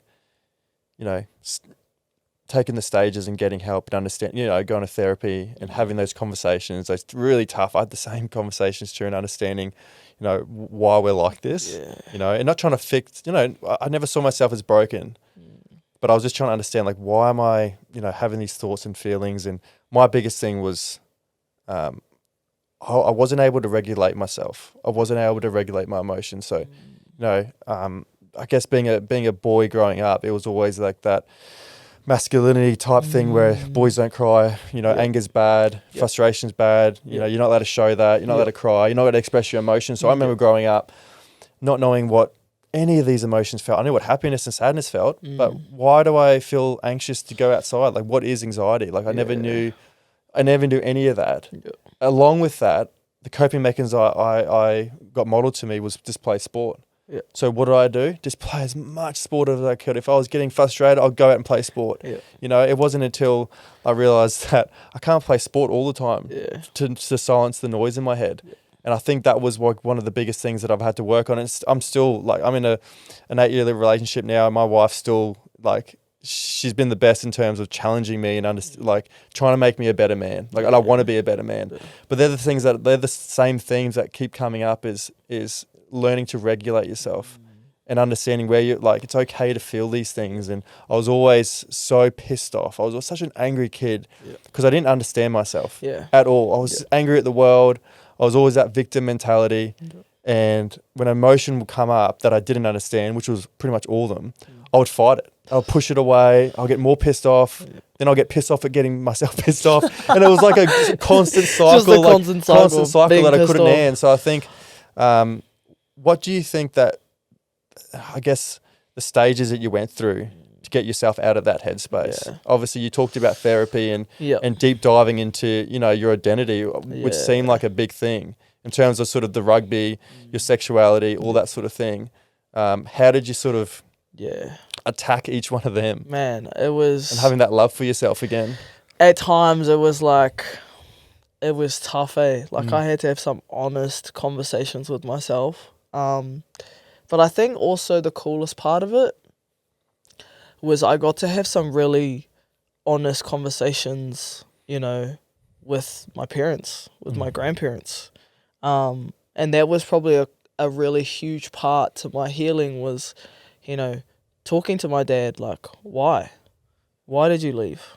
Why were you never around, you know? Same with my mum.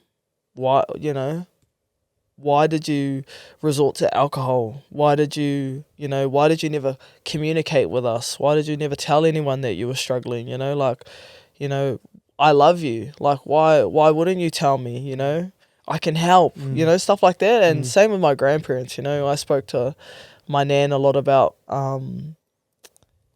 me feeling abandoned at times because I felt like she didn't agree with my sexuality, but, you know, in hindsight, it was, she could see the bigger picture, so it came off like she didn't like my sexuality, but in reality, she loved me no matter what. It's just, she knew that I was doing dumb shit, you know, and I think a lot of not only therapy, but working through that with my family became such a huge part of my healing. And then I think the second part to all the healing is really just growing and learning through. I spoke about it before. I was embarrassed, like, fuck, now people know that I try to kill myself. That's not something you want people to know, but it's actually quite powerful because I'm still here to talk about it.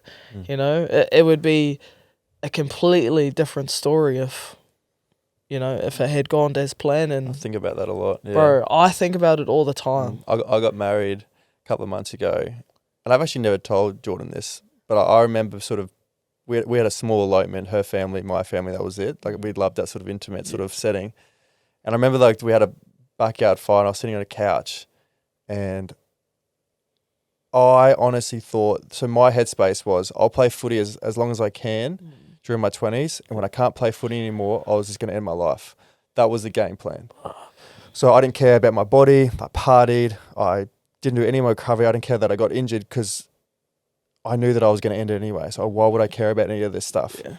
And I just remember, like, the wedding day, just sitting down on this couch. So everyone else was sort of inside. I had a bit of alone time. And I just couldn't believe that I was here. I couldn't believe that this was something that was going to be in my future. I never, ever thought that I was ever going to experience anything like that. Not just the wedding day, but love. Yeah. Like, unconditional love. I was just, like, that was never a part of my future. Yeah. And I had a small moment where I could sit back and go, holy shit, like, I did it. Yeah. You know, that was like a dream come true to me. A lot of people sort of talk about, you know, what's a dream for you? And I think having that peace of mind. Yeah. Waking up every day and I love who I am. Yeah. Because people say, well, is that a dream? I'm like, to me, where I've come from, like, waking up a day and loving myself.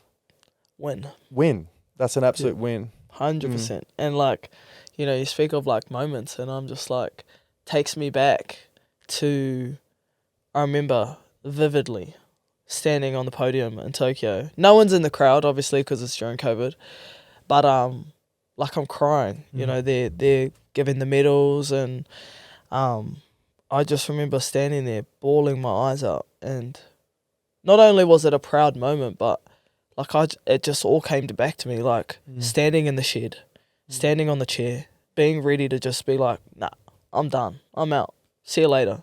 Like, that all comes rushing back to me on that podium, and then I get the gold medal around my neck, and I'm just like, man, whoa, like, that's crazy. Like, you know, like, when you really think back to it and you have flashbacks of it, and you're like, I'm so happy that it didn't play out the way that it did, you know? Such different lives, eh? It's trippy. Because it easily could have. Our futures could have easily looked... 100%. You know, I think back to that night, and I sort of talk about it a lot. It's like that could have gone 50-50 that night. Like, there was no way. You know, I couldn't have told that if I was going to wake up that next day, you know? 100%.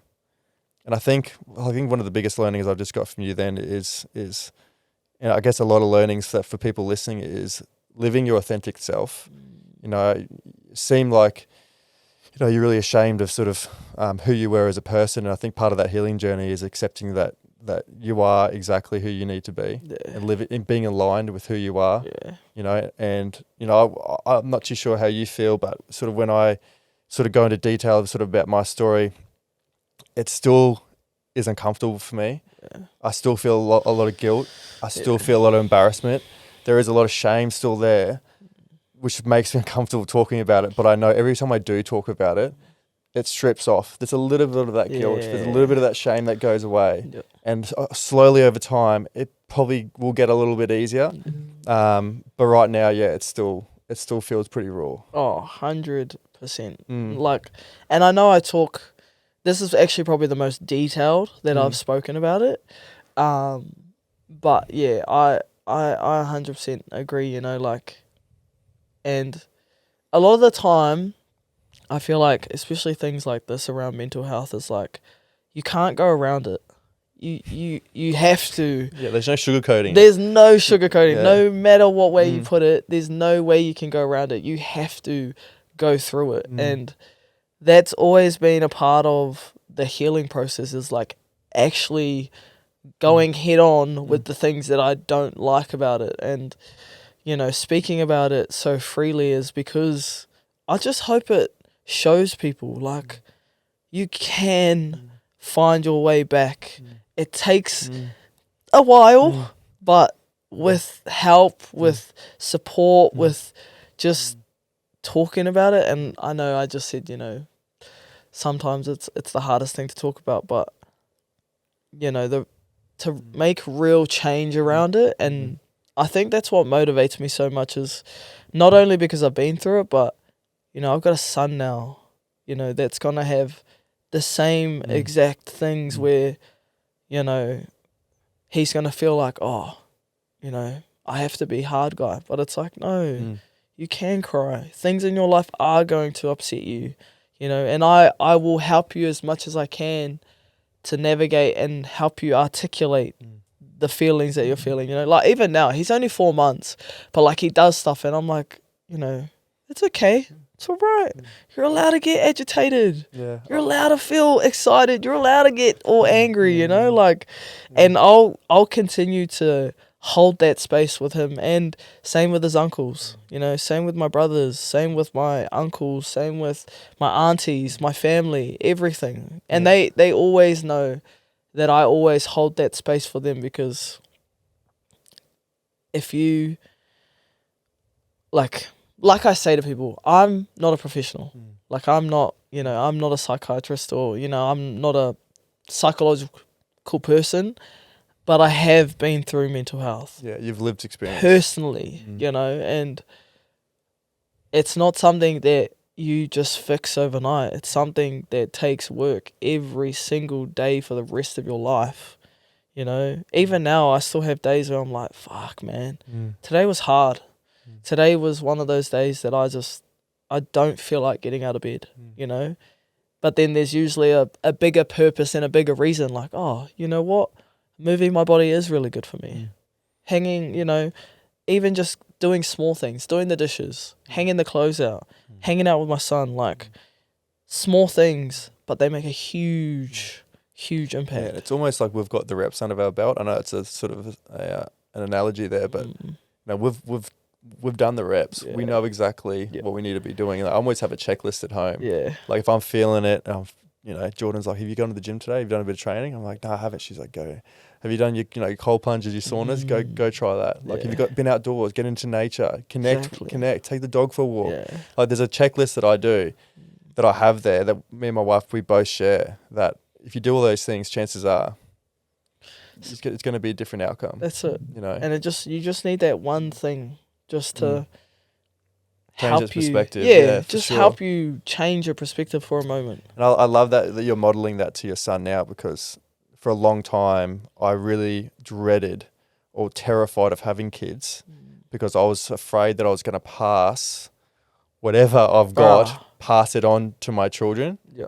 And I was like, I really don't want to do that. I don't want my kids to experience what I experienced. you know, and I'm doing the work now and everything I can to be a better man, to be a better person.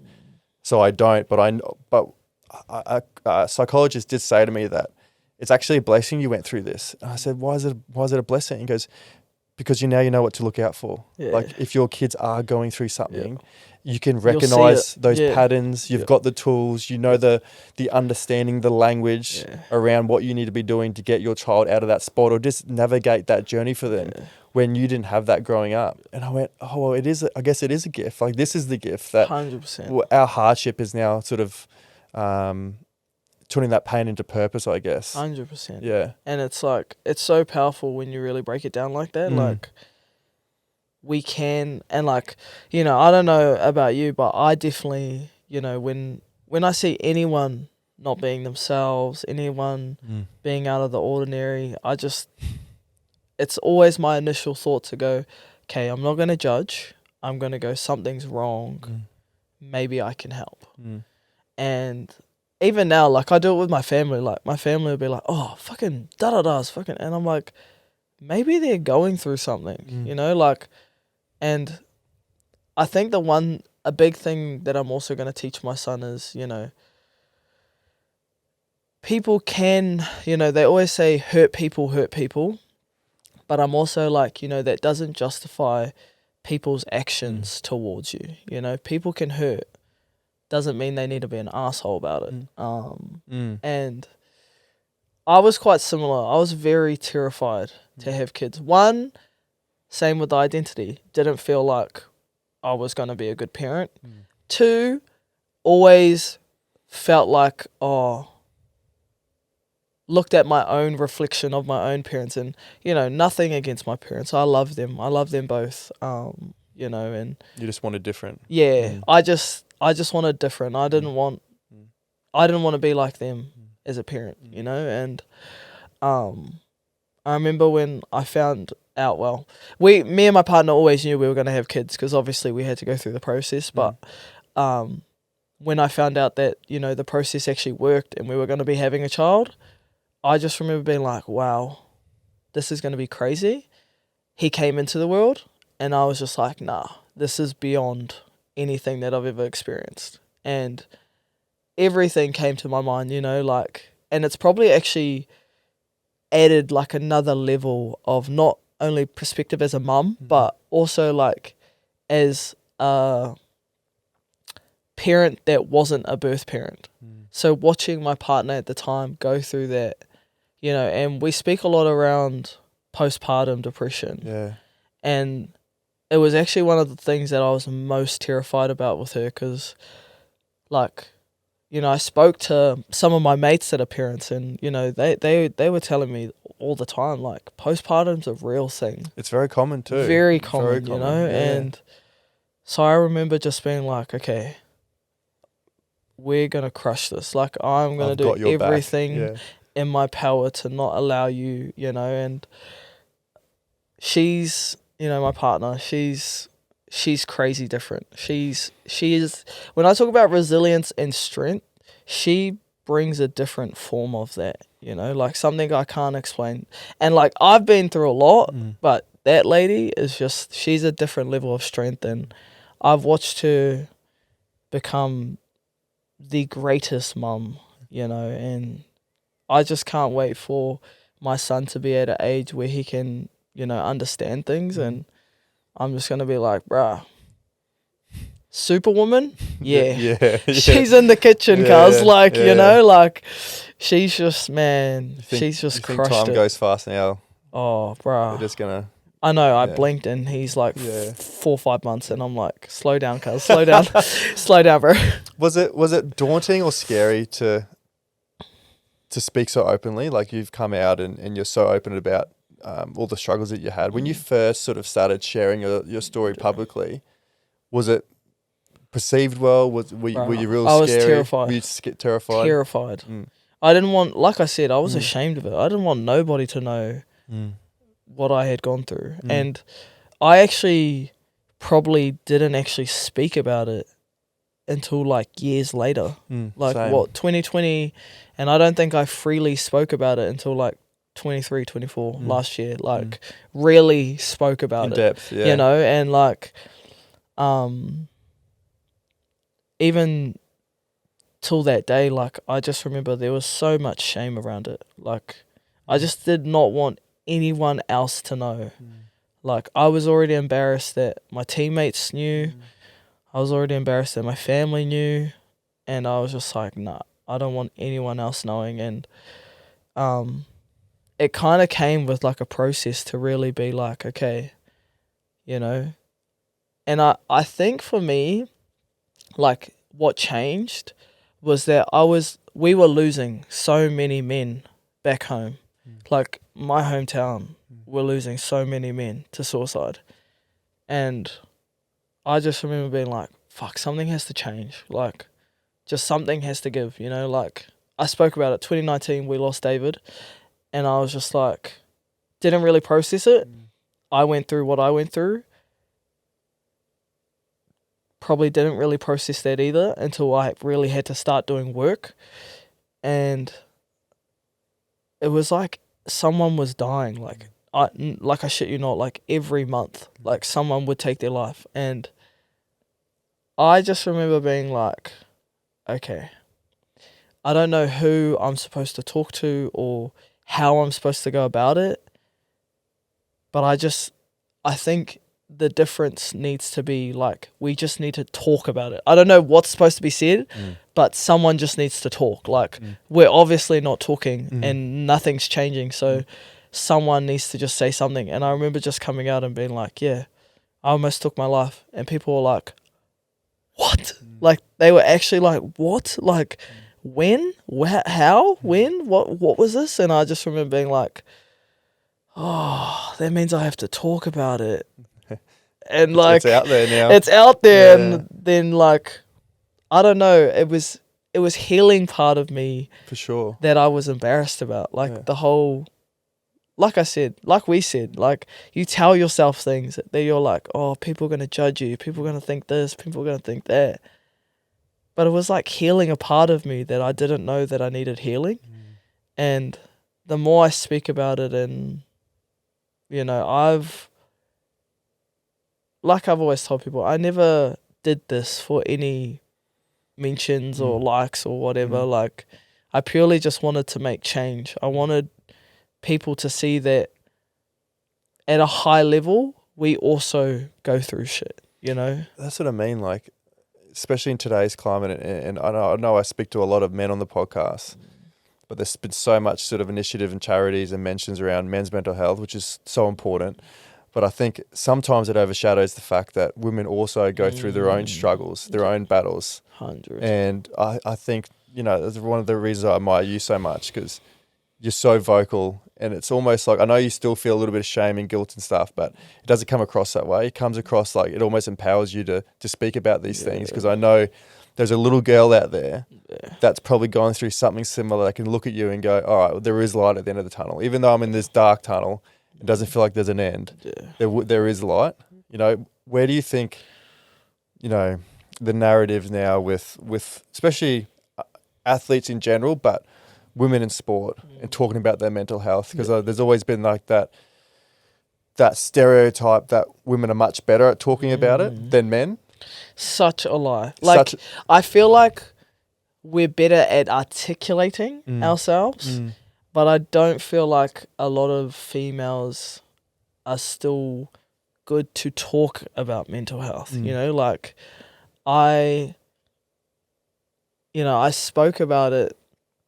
I did a podcast at the start of the season with my good mate Māori, and I actually like briefly spoke about it, but one of my high school mates that I used to go to school with, she took her life the same day as I attempted to take my life.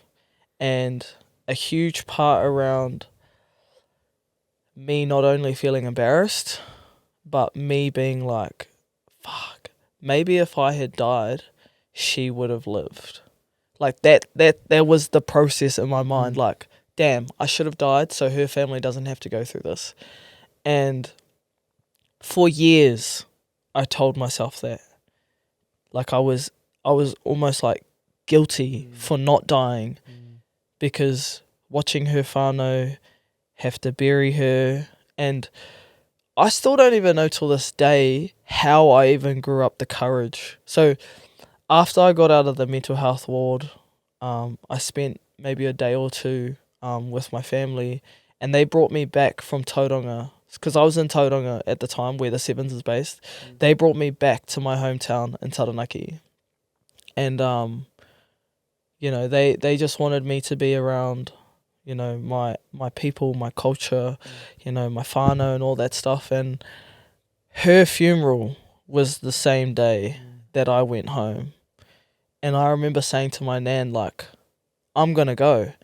And she was like, I don't think you should go, like, with what's going on. Like, I don't think it's a smart idea. And I said, no, I think it's good if I go, like, to show support to her whānau. Some of my best mates are going to be there. Like, it'd be good, good for me to be around people that I know, all that type of stuff. Anyway, I went, and it was the worst decision. Like, How so? Like, I remember, so have you ever been to a marae? Yes. Yeah, so with a lot of maraes, traditionally, you take your shoes off at the front like any house. You walk in and the body sits at the end of the room. So their marae was very small, so you didn't have to walk far. It was like literally take your shoes off, take 3 steps, and you're there. And I remember, like, in my mind, I was like, I want to pay respect, because 1, I know her, and 2, my whānau and their whānau are very, very close. Anyway, I went in and literally saw the casket, broke down, like, didn't even make it to saying hi to everyone. Like, I literally just dropped to my knees, and, at the time, everyone was probably like, what the fuck? And no one knew that what you've gone through. And no one knew. No one knew. Obviously, my nan that was with me, she knew, but no one knew. And I remember just being like, in my head, like, amplified, like, I should have fucking died. You shouldn't be here. I should be lying there, like, the whole time. And I'm just sitting there like, this shouldn't be happening. You shouldn't be laying there with your whānau all around, heartbroken. I should be there. Like, this shouldn't be happening. And I remember after, I said hi to everyone, I got up and I walked straight back out. And I remember just being like, what the fuck am I doing? Like, why the fuck am I here? Like, the amount of guilt that I felt even just standing on the marae, but let alone seeing her in the casket, I was just like, nah, I need to go. So I literally left not even 5-10 minutes after I was there, and I literally went home, and I sat, and I still remember this, like, vividly. I sat out on my grandparents' porch at the time, and it looks like straight out to my mountain. And I was just sitting there. My grandfather comes out like clockwork. He does his lawns like clockwork. He comes out with his lawnmower, and he just goes, all right, come on. And I was like, oh, what? And he's like, you're going to help me mow the lawns? And I was like, I don't want to mow the lawns. Like, I just want to sit here. Leave me alone. Yeah. And he's like, look, I love you. I know you're going through something that I don't know. And, like, the thing that hits me the most about that is my grandfather's not a big talker. Like, he doesn't have long conversations. Like, he has very, very short conversations, and he shows with his actions. But that day he was just like, I love you. Like, you're coming with me to do the lawns. And I remember it was actually, like, the best thing for me. Like, and because, like, I don't know if you're like me, but, like, I'm very, like, if I'm going to do something, I'm going to do it well. I'm all in or nothing. You know what I mean? So I was literally even if I'm like, mowing the lawns. Right. If I was a barber, that was a crisp fade, honestly. The lawns were cuts. like, Yeah. I started off a little bit slow though. Yeah, Like, yeah. by the third, like, up and back, it looked good, but, like, the first one, a bit crooked. Yeah. But he just allowed me to just go mow the lawns. And he was just like, he's like, I don't let anyone, and my grandfather doesn't let anyone touch his lawns. Like, he's very He would have been like particular. Like, I reckon he was sitting there like, some fucking bullshit. better fucking help her. Like, he literally would have been like, oh, Jesus. But that's love, though. that's love. That's love. You know, and that would have helped him, and helped you as well. Immensely. This might be a tough question. I'm not too sure if you thought about it, but what could have been if you and your friend just were honest and open with each other and had a conversation that, hey, we're both struggling? You know? We'd definitely both still be here. You both, you reckon? Yeah, 100%. Yeah. You know? But it's that same thing as, like, you know, she was the fun person. She was the you would never life have of the thought. party. No one, you would have never thought, you know, like, and that's the thing that's so sad is, like, man, we're going on how many years now, you know, and I see her, you know, her parents quite a lot, especially her brother, you know, post about her, and I still to this day, you know, think about, like, fuck, what if I spoke to her? What if we just randomly come across each other one day and just said, hey, how you doing? You know? And, like, how things would have been different. That's it, you know? And that's... You can almost just have that a lesson for the future now, and like, don't let that happen again. If you have the opportunity to talk to someone, just for everyone listening to, you have an opportunity to if you've got sort of, my biggest thing is to get out of this, people have some sort of tools or ways or a bit of knowledge, understanding about your close friends in your life. You don't have to change the world, but if you can have an impact on your tribe, the community around you, and just notice little things up with them, and just small things. Just small things, and a simple text message, a phone call, a catch up. You never know what a conversation can do to someone.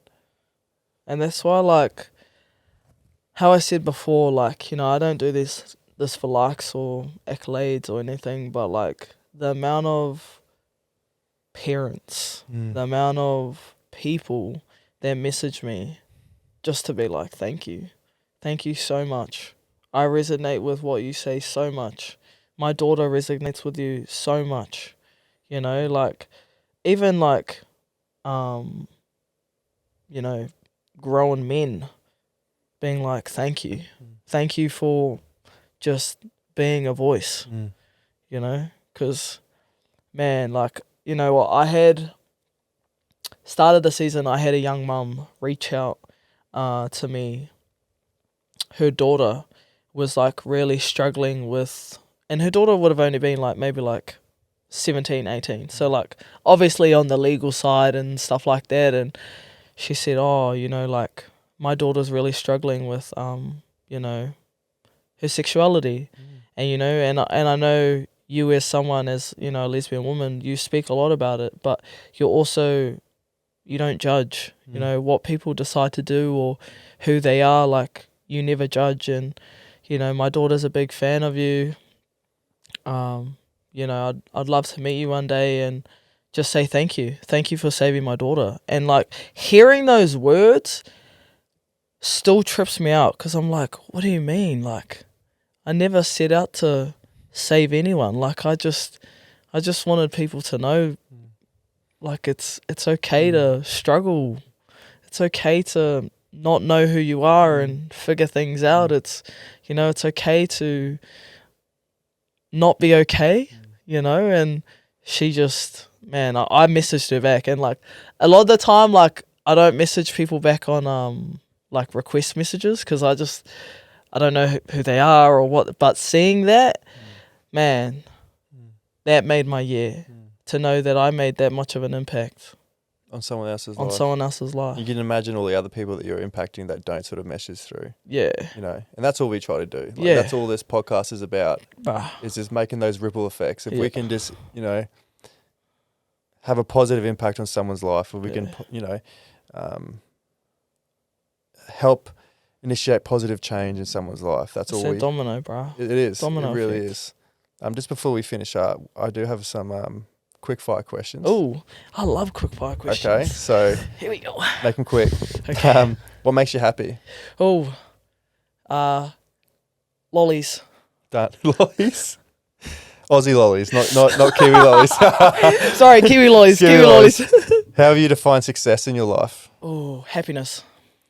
Favourite teammate you've ever played with? Oh, is it union and league or just? Give me one from league, one from union. Oh, Jesus, that's fuck. I'm actually really bad at this quick fire questions.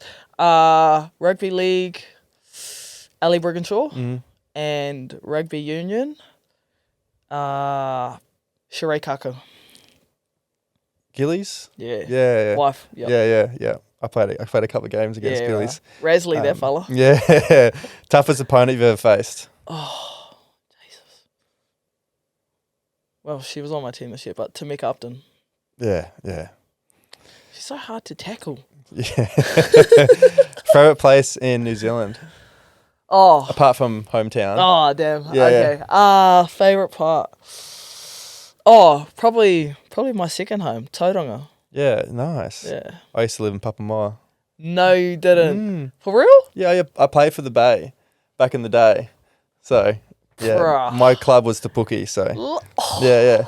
Yeah, the Pirates. Yeah. What's one piece of advice you've given to your younger self?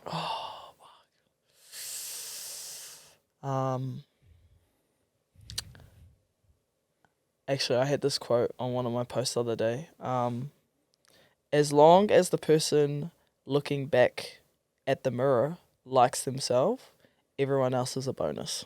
Oh, I love that. Yeah. You talked about how important gratitude is in your life.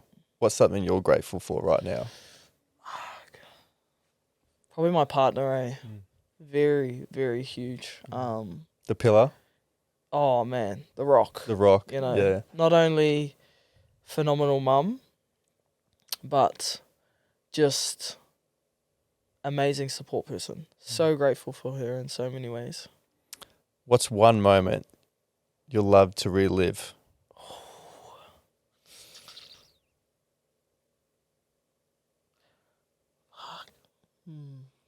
Had a lot of great. Probably the birth of my son. Yeah, nothing compares to that moment. Like, and at times it was traumatic, but other times, like, man, Can't describe it. yeah, just have him sitting there on me, just 20 minutes young. Do you think that's like when everything changes, when you've got another human being to look at, you're responsible for? Huge. Yeah. Huge. Everything changes. Yeah.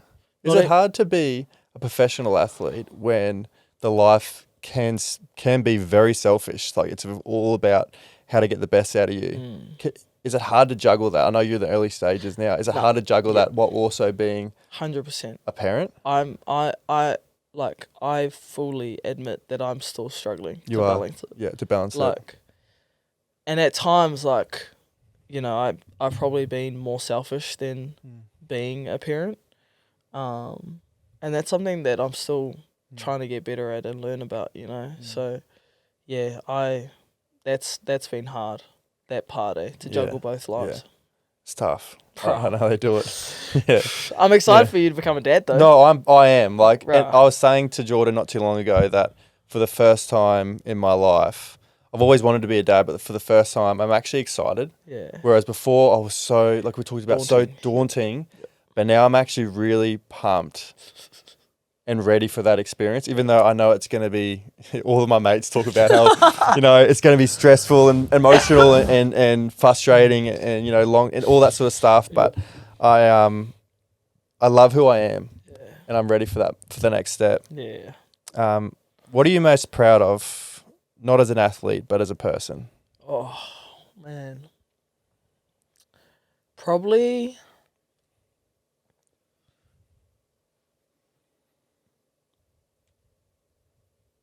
just knowing that, like, you know, from what I've gone through and everything, I've remained a really genuine good person, you know, like I've really encouraged people to just be who they are. If they fuck up, you know, we all fuck up sometimes, you know, We all make bad decisions. We all do dumb shit. No one's perfect. That's Yeah. it. So Yeah. it was, I think I'm most proud of just knowing that whether I've been in the wrong, whether I've grown, whether I've done this, like, I've just always remained like a good person. Last one. Who's your hero? Oh, actually, you know what? I spoke a little bit about this, and I know this is a quick fire question, but like in depth, it's like I never had a hero growing up. I just had people that I never wanted to be like. Yeah, nice. You know? Yeah. So in a lot of ways, now when I think of who my hero is, I definitely at the top of it, probably my grandparents. My grandparents have always been my heroes. It sounds like it.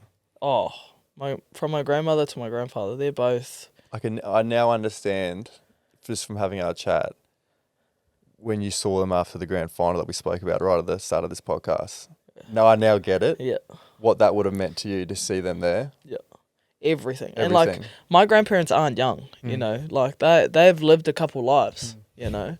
So although they do live life like they are young. Yeah. Do they? Bruh, Oh, I love that. my nan travels more than anyone in my family. Really? For real. That's the best. Bruh, she a little jet setter, that lady. For real. It's crazy though, like that, eh? It's so funny. So then I know it's funny, like I say that about my grandmother, but my grandfather, he doesn't travel.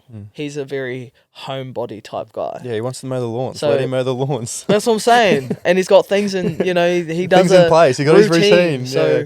I know when he does travel, Yeah. like Means a lot to him. It means a lot to him. So Yeah. like you said, you now understand why it was so special So to have special. them. Like, and I remember I took a photo.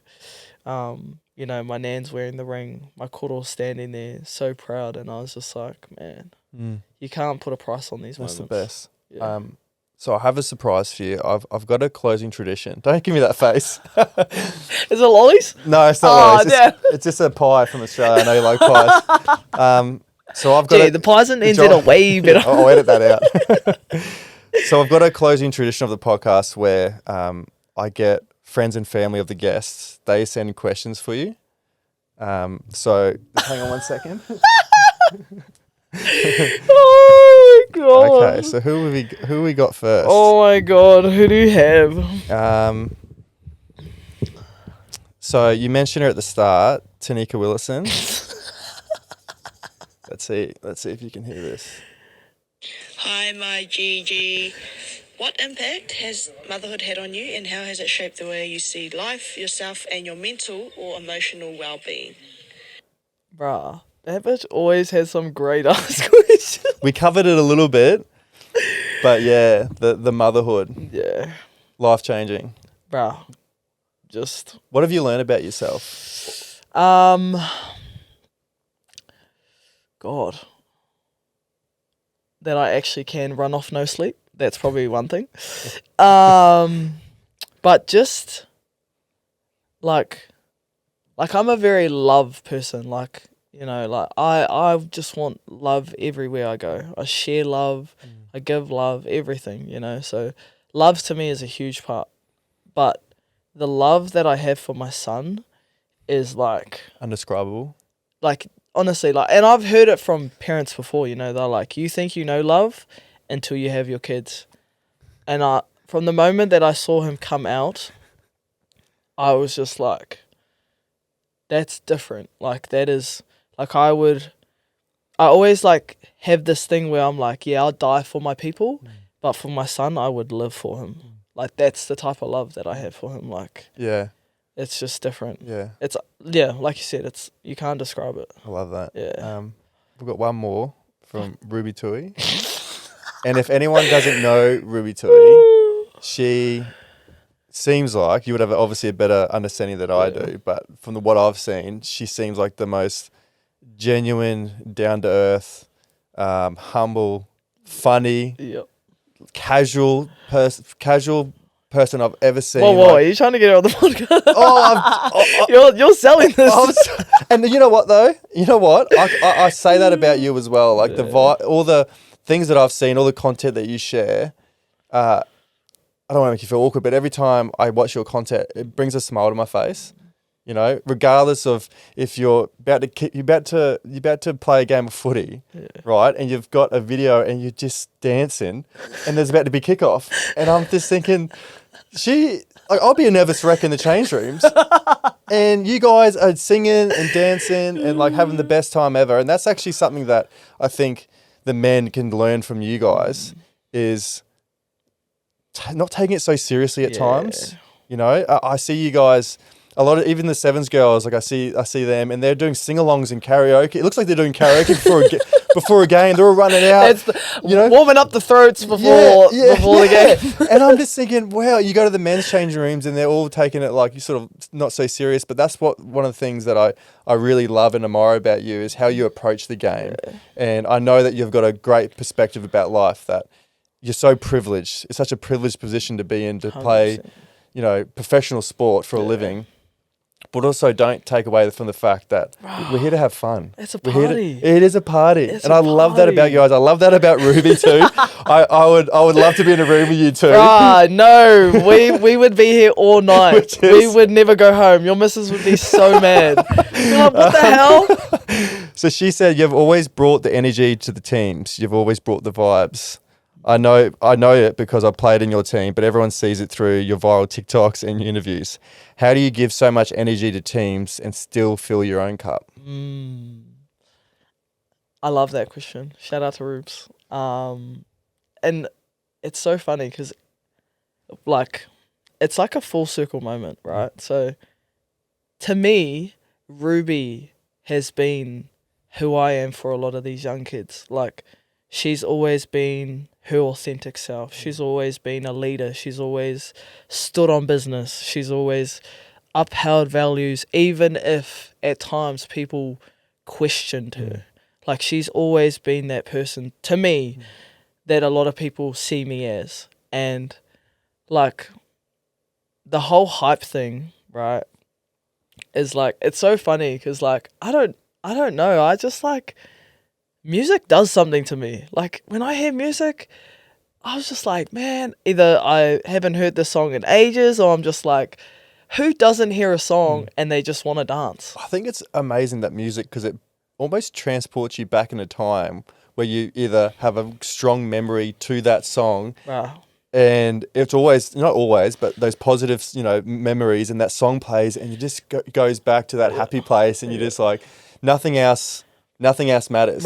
And I say this to people all the time. Music is a universal language. No matter whether it's a song that in a language that no one understands, it's a universal language. It's got a rhythm, it's got a beat. And I'm telling you, and like, it's so funny. I saw the clip in the grand final where they were playing a song, and I couldn't help but dance. Like, I was like, this is a gangster song. Like, in a club, everyone would be shaking their ass. Like, what's so different about being on a field? Like, I just don't see the difference. I just don't see the difference. So like, but a lot around always making sure my cup is full has always been, that checklist that we talk about, making sure that, I've done my cold plunge or my cold shower, or, I've had time to myself, or, if there's anything that I need to cover for footy, then that's, already done. And, there's a lot of ways that I fill my cup, but